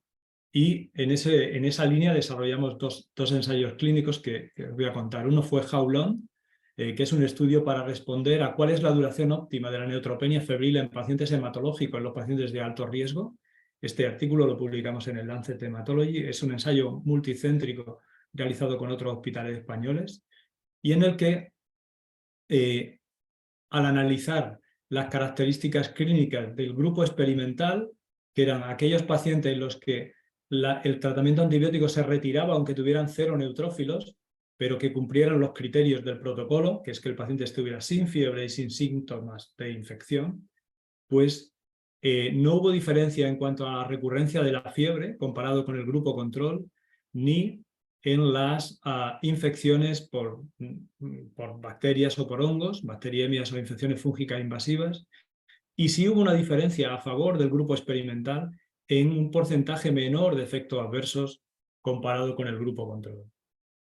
Y la variable principal, que era la duración del tratamiento antibiótico, fue mucho menor en el brazo experimental que en el brazo control, por intención de tratar y en el resto de análisis, de tal manera que la reducción del porcentaje de tiempo libre de antibiótico en los 90 días de seguimiento en el grupo experimental fue un 74% menor que con el criterio estándar, que es esperar hasta que los neutrófilos suban por encima de 500, ¿no? Este artículo contribuyó a retirar este mito del tratamiento antibiótico, puesto que no carecía de evidencias serias. En esa línea, pues también nos preguntamos sobre la duración óptima de otro síndrome común, que son las bacteriemias por enterobacterias, y tuvimos la fortuna de coordinar este ensayo clínico de Shorten, en el que con otros hospitales nacionales pudimos demostrar que 7 días era mejor que 14, que era la duración estándar hasta recientemente de las sociedades científicas, ¿no? La aleatorización es relativamente compleja porque se hace al día más 7, 6 más menos 1 del diagnóstico de la bacteriemia, y siempre en pacientes con bacteriemia no complicada. En total se incluyeron 238 pacientes y hicimos como novedad un análisis de superioridad, y como un análisis posterior un análisis 2 radar que potencia el análisis clásico de los ensayos clínicos al mezclar el beneficio y los riesgos. Esta es no quiero entretenerme, la metodología del 2 radar, los resultados demográficos, las características demográficas y lo más importante, el endpoint primario. El grupo experimental redujo el consumo de antibióticos en un 50% en todos los análisis. Y los endpoint clínicos no hubo diferencias, no hubo problema de seguridad al reducir el tratamiento antibiótico, como podemos ver en esta diapositiva.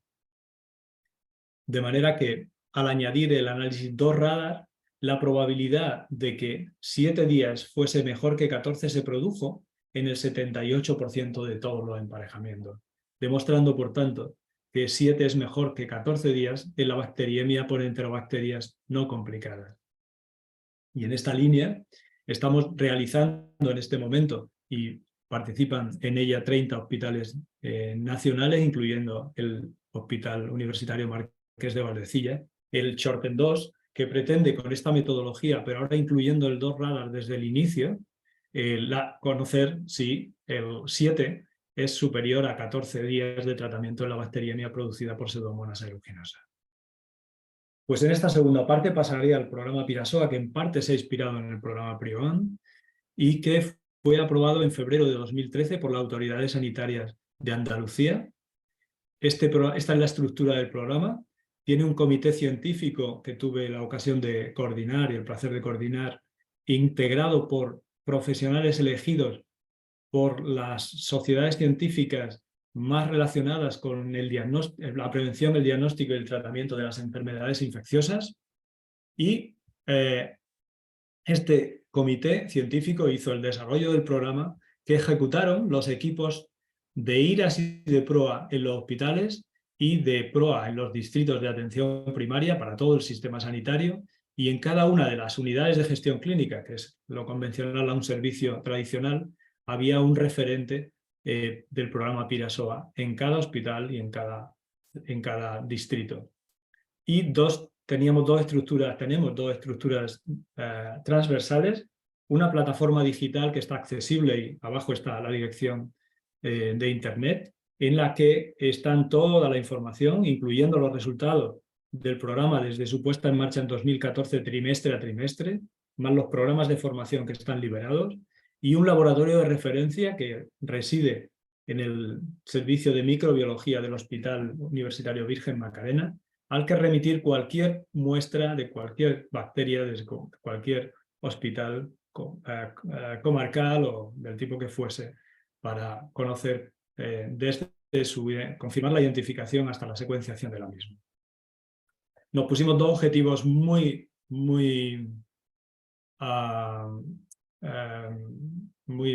importantes. Uno, reducir las IRAS hasta alcanzar los indicadores de los mejores países europeos, que están en el norte de Europa, e igualmente optimizar el uso de los antibióticos, de los antimicrobianos, hasta llegar a esos niveles. Lo habíamos puesto en primaria, por ejemplo, alcanzar a Alemania, que estaba con 14 dosis diarias definidas, como luego veremos, al día. Este es el mapa de Andalucía, con las 34 hospitales distribuidos por complejidad y los 27 distritos de primaria, y los 638 profesionales que se integraron a estos equipos coordinados por el director médico en cada sitio para poner en marcha el programa. Esta es la página del programa Pirasoa a la que se puede acceder y está la información que comentaba.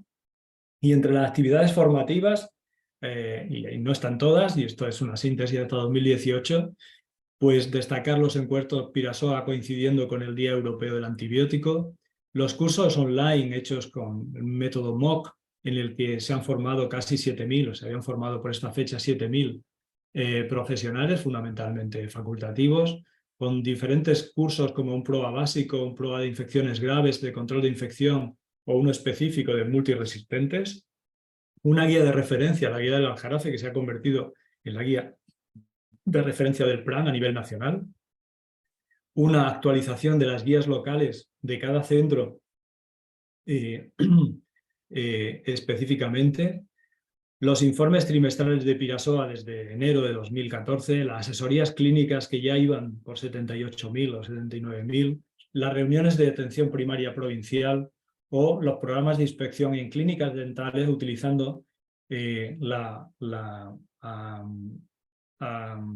guía de diagnóstico y tratamiento elaborada en la guía del Aljarafe específicamente para las infecciones dentales y que ascendieron a un número de 1.131 inspecciones de centros dentales.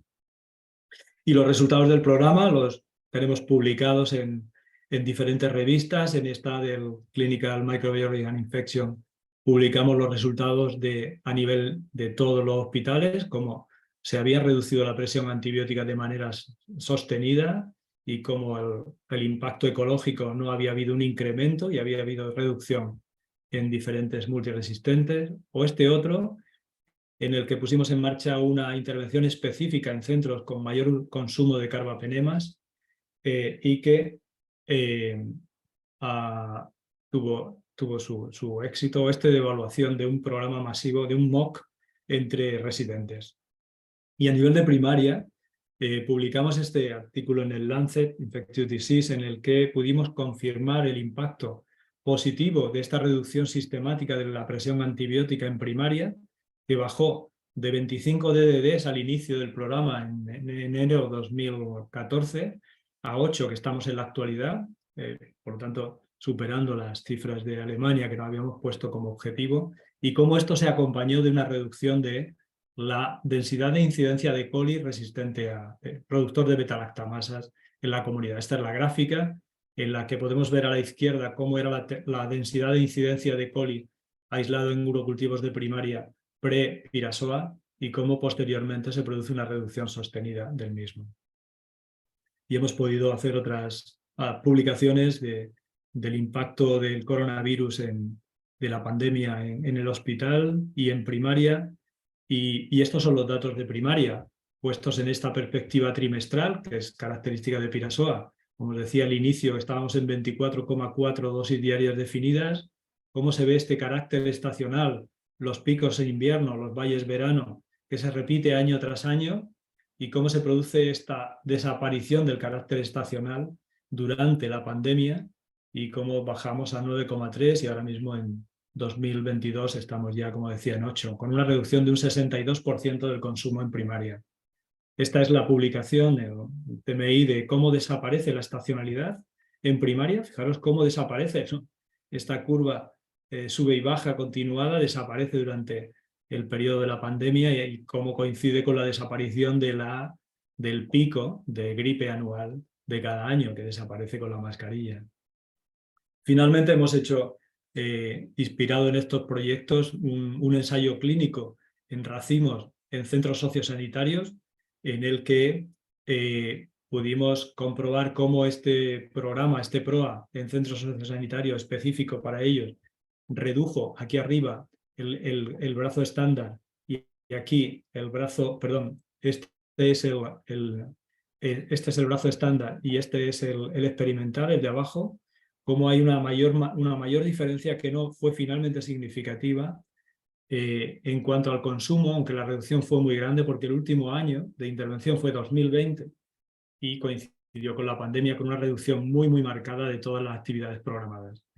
Y lo que sí sucedió es que los portadores de multiresistentes se redujeron en el estudio basal comparado con el realizado durante la intervención. Hicimos un estudio de portadores en aquellos que ofrecieron voluntariamente hacerlo, y esto sucedió fundamentalmente en bacilos gram negativos. Propusimos un proyecto de hacer un mini Pirasoa a nivel europeo para tratar de ver si era compatible esta evaluación trimestral de estos dos grandes indicadores, resistencias y consumo, y esto pues, lo terminamos el año pasado. Y es un estudio piloto que confirma que es posible hacerlo, aunque encontramos unas dificultades que no imaginábamos en países que tienen una renta muy superior a la de nuestro país para conseguir estos indicadores. Y bueno, tuvimos ocasión de presentarlo en el Europarlamento, en una jornada que el Europarlamento organizó para que los parlamentarios dedicaran o aumentaran la financiación para la lucha contra la resistencia. Su título, bacterias fuertes, antibióticos débiles, 1 millón de muertos en 2050. Bueno, es necesario urgente un plan de acción de lucha contra las resistencias, ¿no? Y allí pudimos presentar Pirasoa como un programa de éxito. Bueno, hemos conseguido diversos proyectos para poder hacer esto realidad, pero nos queda mucho por hacer, ¿no? Como conclusión, creo que la base de cualquier prueba está en el liderazgo profesional. Esto es imprescindible, y que este liderazgo se arrope de equipos multidisciplinares que integren todas las iniciativas, que incluyendo los recursos y los diferentes escenarios, y que esto tenga un apoyo institucional respetuoso con este liderazgo profesional. Y por delante nos queda muchísimo que hacer, y es que este apoyo institucional mejore de manera proporcional a la magnitud de este problema. Como digo aquí, creo que esto debe estar en el BOE, en el Boletín Oficial del Estado, porque la magnitud del problema de salud que representan los multiresistentes está muy por encima de otros asuntos, como es los accidentes de carretera, que sí que están en el BOE, como debe ser. La certificación obligatoria de los equipos PROA recién aprobada por el Ministerio y por las comunidades en febrero de este año es una oportunidad para conseguir que este apoyo institucional se consolide y se concrete, y necesitamos trasladar estos conceptos PROA a la población general. Necesitamos mejorar la coordinación interprofesional, particularmente con la incorporación de enfermería a los equipos, particularmente con el trabajo coordinado de equipos IRAS y de PROA. Nos hemos equivocado durante mucho tiempo. Esto es mío, las infecciones son mías, los antibióticos son míos. Hay que trabajar juntos, las bacterias nos lo han enseñado.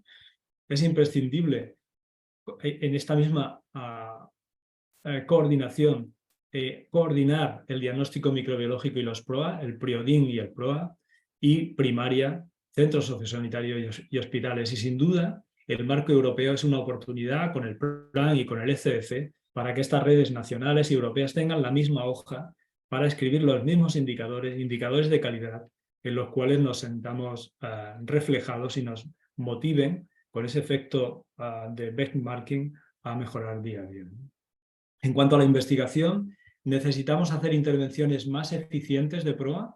Hay pocos recursos humanos y en este sentido la medicina personalizada y la utilización de la inteligencia artificial son claves.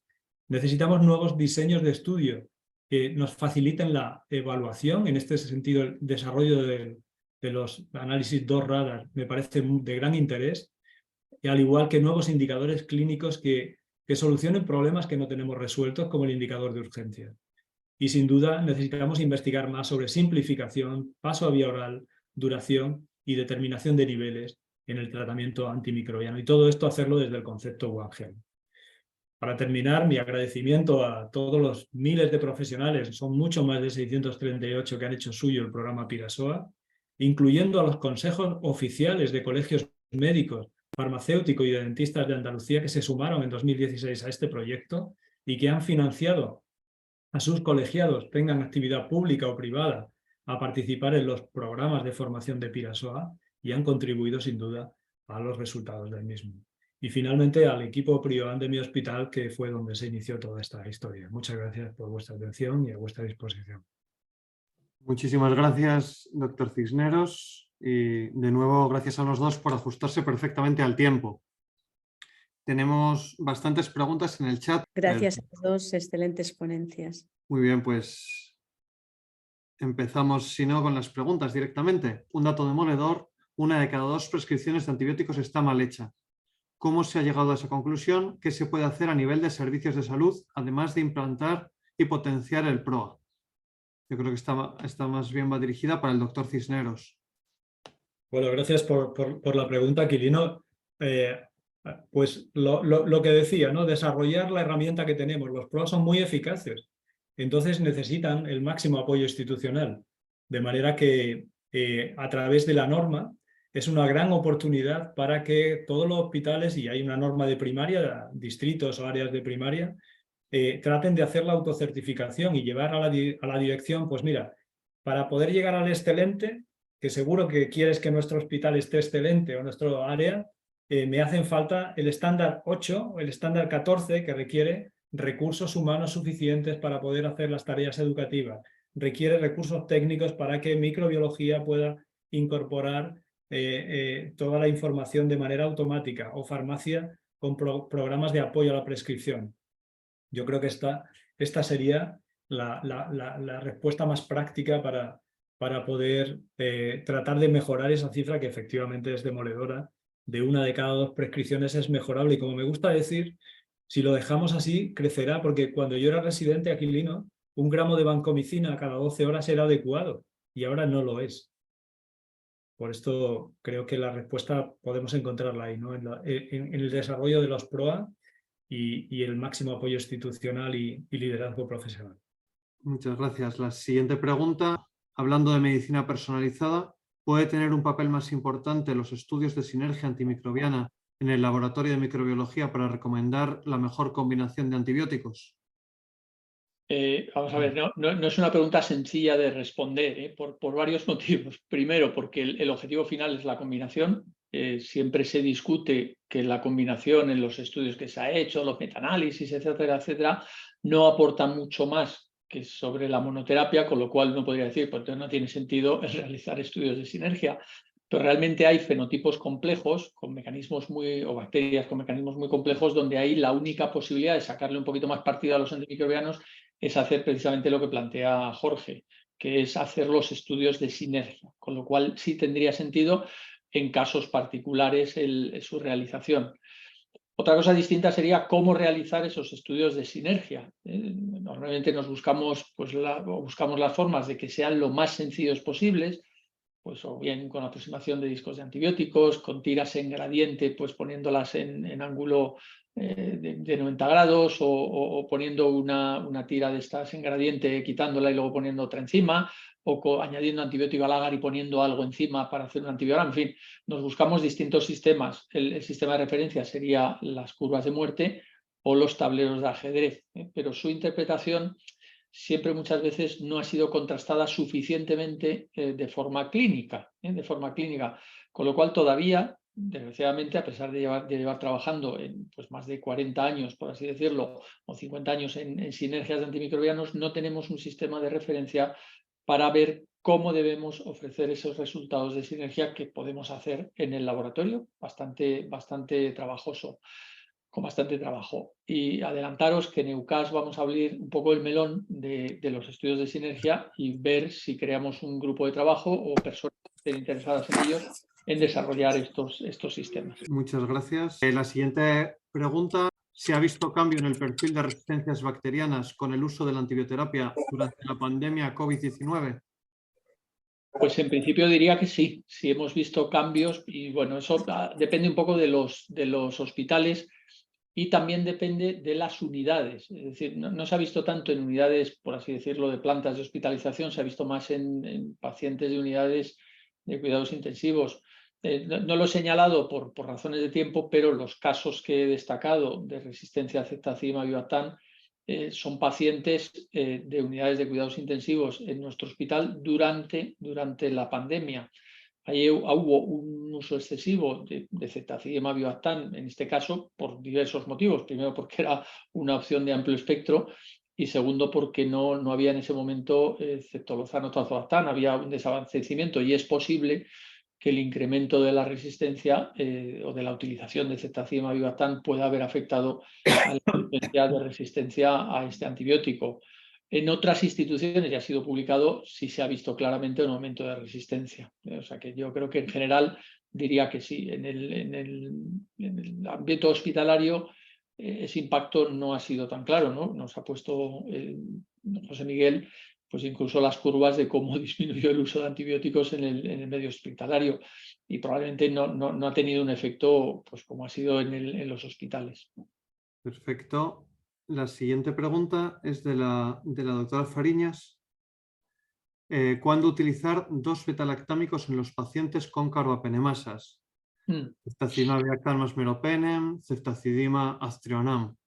Ceftazidima avibactam, es que no me acordaba. Sí, y es para los dos. Quería que esto, tenemos nosotros problemas y que podríais contestar los dos, José Miguel y Rafa. O Rafa y José bueno, yo creo que, vamos, muy brevemente, yo creo que sería claramente cuando tienes un fenotipo complejo, que tú sabes que tienes una metalobetalactamasa, y ahí dices, bueno, pues el aztreonam puede tener utilidad, ¿no? Puede tener utilidad precisamente porque no se hidroliza por esa metalobetalactamasa. Vas buscando la asociación del aztreonam con el avibactam, ¿no? Pensando también que puede tener a lo mejor una betalactamasa de espectro extendido, etc.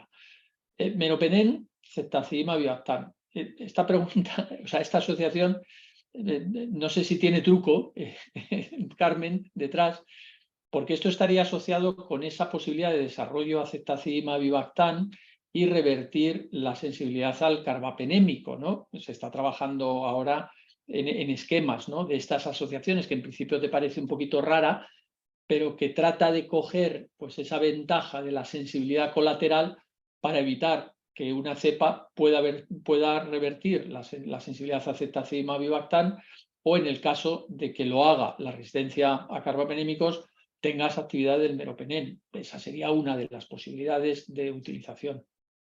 No sé si a José Miguel se le ocurre alguna situación concreta en este caso. No, nada distinto a lo que has dicho, Rafa. En este sentido, Carmen, yo espero que el ensayo clínico REVISIT, que ya ha terminado y que está pendiente de completar los análisis, que es el fase 3 de aztreonam avibactam, permita poderlo tener disponible pronto, y en estas circunstancias, como contaba Rafa, de una MBL en la que utilizamos ahora el combinado de ceftazidima avibactam más aztreonam, podamos utilizar ya solo aztreonam avibactam directamente.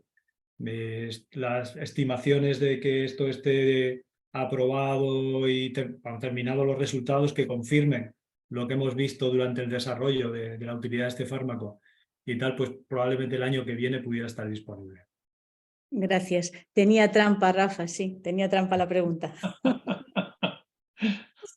Pero bueno, me habéis contestado bien, y además, bueno, quería yo que se manifestase aquí vuestra opinión. Gracias.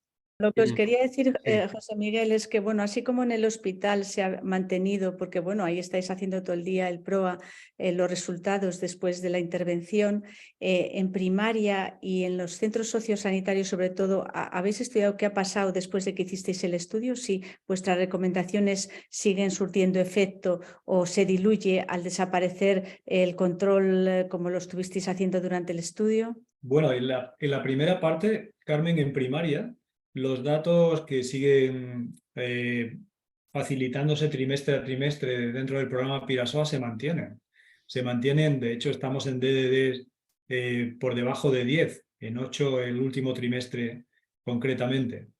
De forma que en primaria esto se sigue manteniendo. En los centros sociosanitarios no hemos vuelto a medir, una vez que terminamos el ensayo, que ha pasado de las 14 residencias que intervenimos.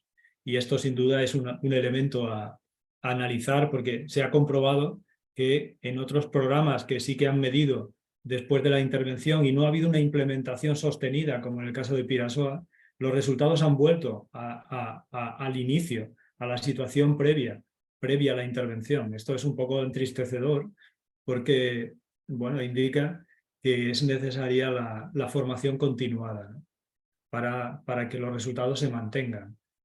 Cambiar la actitud es complejo, requiere tiempo, pero luego vuelve a recuperarse de nuevo los vicios en la prescripción, así que hay que mantener la actividad. No puedo estar más de acuerdo. Gracias. Después de más de 10 años de implantación de PROA en su hospital, ¿hacia dónde piensa que tienen que evolucionar los nuevos PROAs? ¿Varía su aplicación dependiendo de la complejidad del hospital? Pues lo que pienso es que la evolución tiene que ir acompañada de Machine Learning, de inteligencia artificial. Y te lo dice una persona, yo, que siempre había mirado por encima del hombro a esta nueva herramienta, como diciendo, ¿cómo va a sustituir esto a un médico, no? Pues con esta experiencia de todo este trabajo, ves que el volumen de conocimiento es tan grande que los facultativos necesitan una herramienta de apoyo a la prescripción. Necesitamos una herramienta de apoyo. Y con las nuevas tecnologías esto es posible. Entonces hay que conseguir que esta inteligencia artificial sea eso, ¿no? Un apoyo a la prescripción para que ese 50% de inadecuado pues lo reduzcamos al máximo. Creo que esto es además lo más eficiente. Los programas con formación multimodal, etcétera, consumen mucho tiempo, muchos recursos, y cada vez hay menos recursos.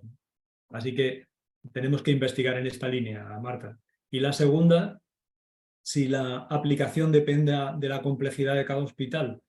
Y yo creo que sí, que la complejidad influye en la estructura del programa, influye en los mensajes, pero desde un punto de vista cuantitativo. Cualitativamente debe tener el mismo método y debe tener los mismos objetivos, ¿no? Programas de formación continuada, programas de calidad y siempre evitando el riesgo de que se conviertan en lo que sería el fracaso, ¿no? Que fueran programas de gestión, programas de otra cosa que no sea esto, de calidad asistencial y no impositivos.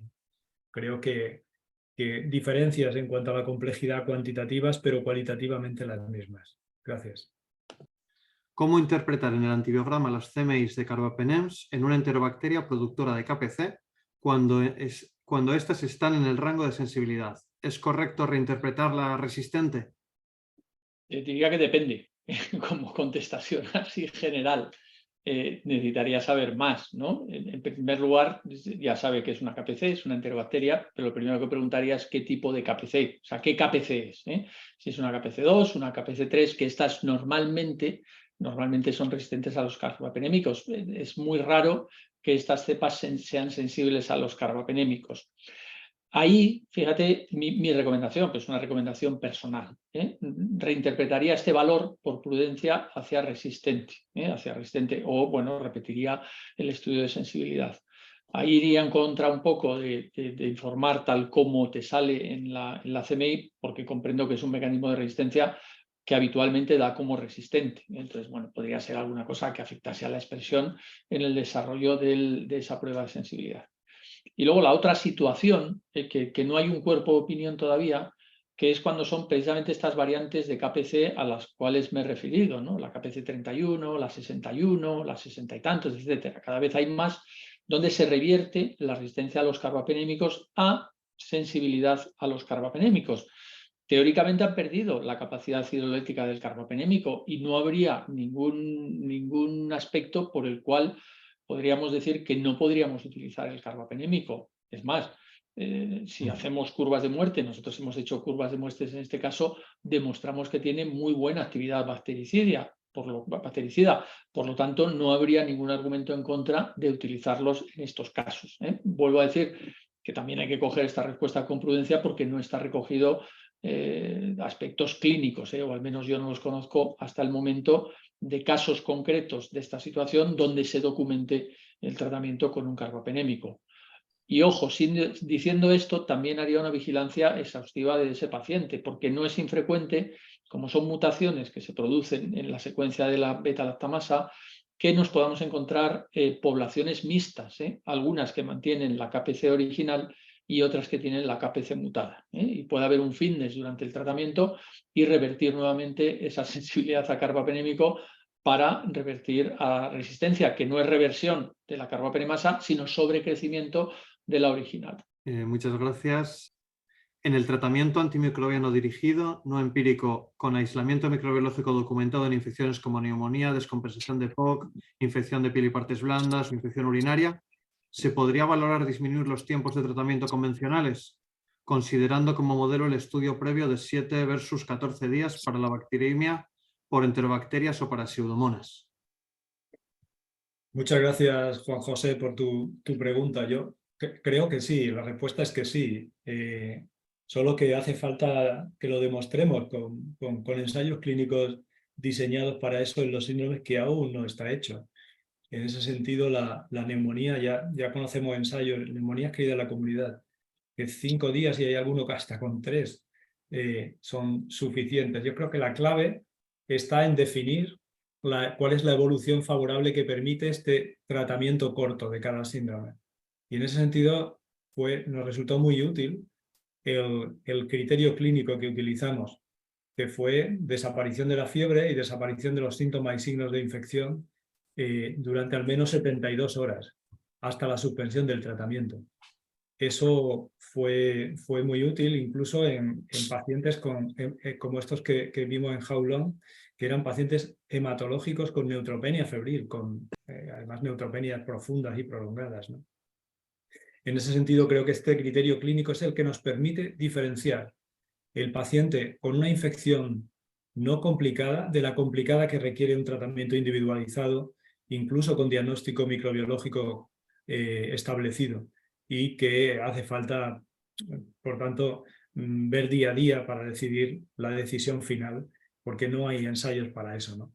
Pero hay un grupo muy importante que son los que van bien, y en eso el concepto general es que sobretratamos, por lo que he explicado antes de los ensayos pivotales donde se aprobaron los fármacos. Y esa área de investigación es prioritaria para que podamos hacer reducciones como hicimos en Shorten de un 100%, ¿no? Sobre los 14 días. Así que totalmente de acuerdo, Juan José.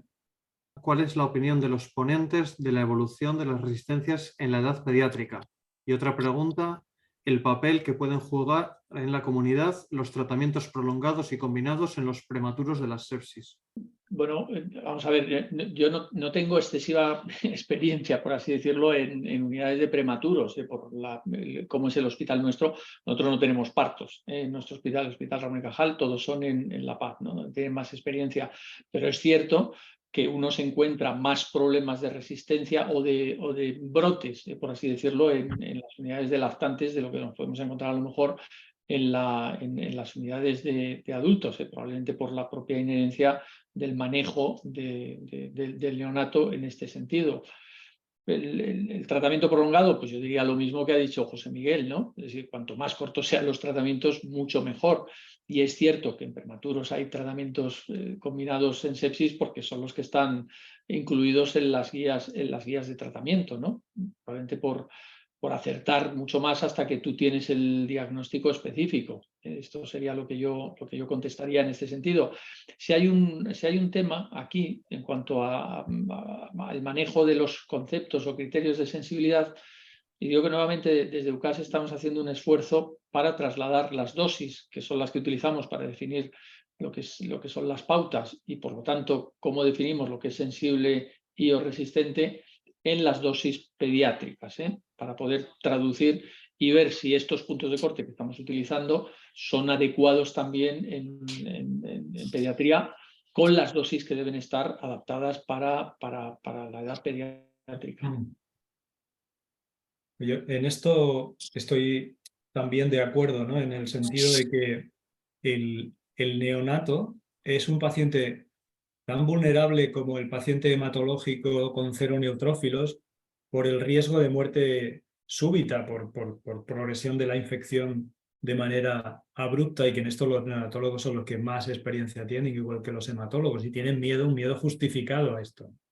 Eso ha generado que los tratamientos tradicionales hayan sido tratamientos combinados y que las duraciones hayan sido muy prolongadas.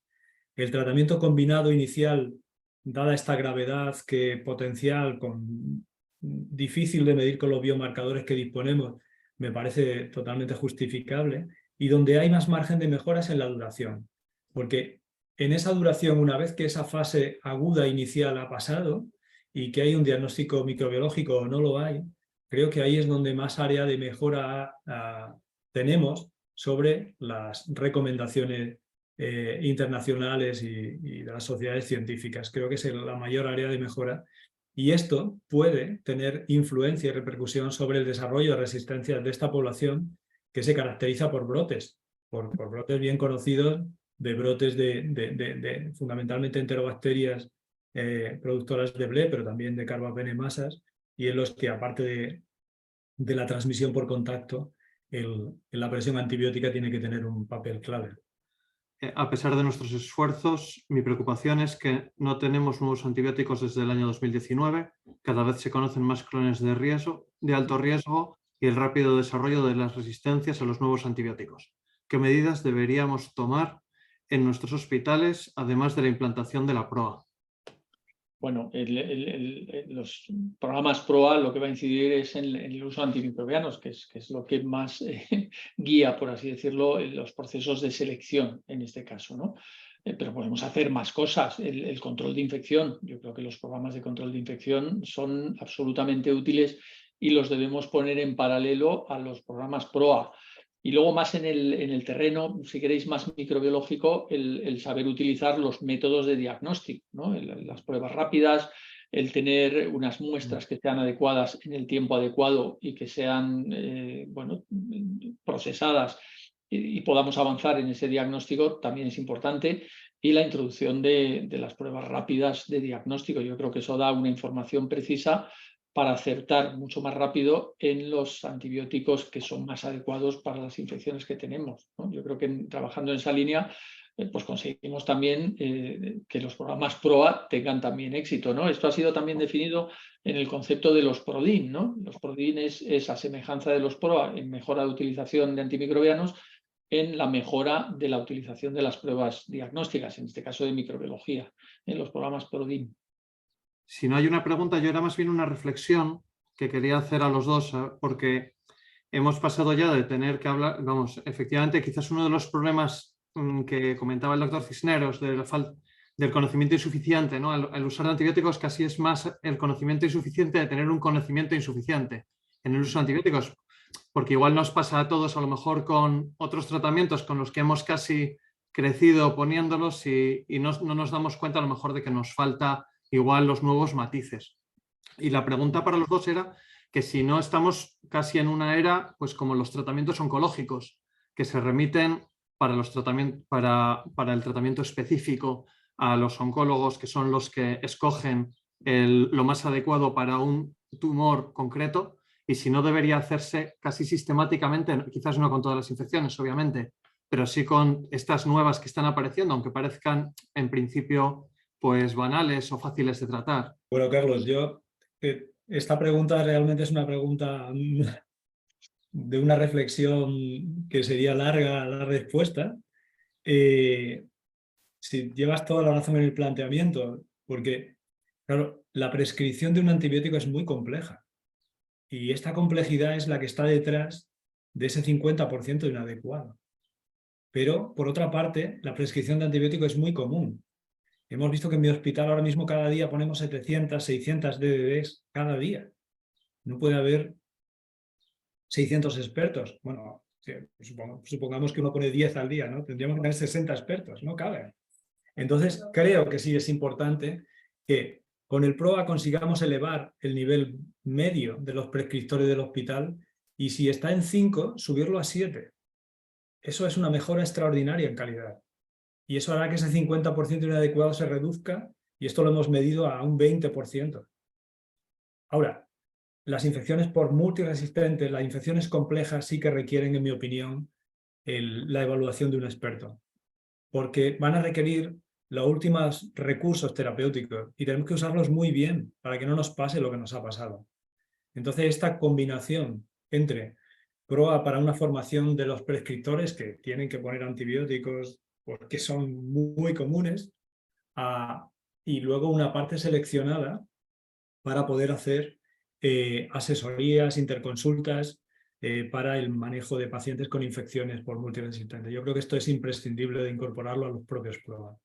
Y creo que el nivel de madurez en las relaciones profesionales en los hospitales que han generado en parte estos programas ayudará a que esto se haga y se está haciendo ya en una medida o en otra de manera natural.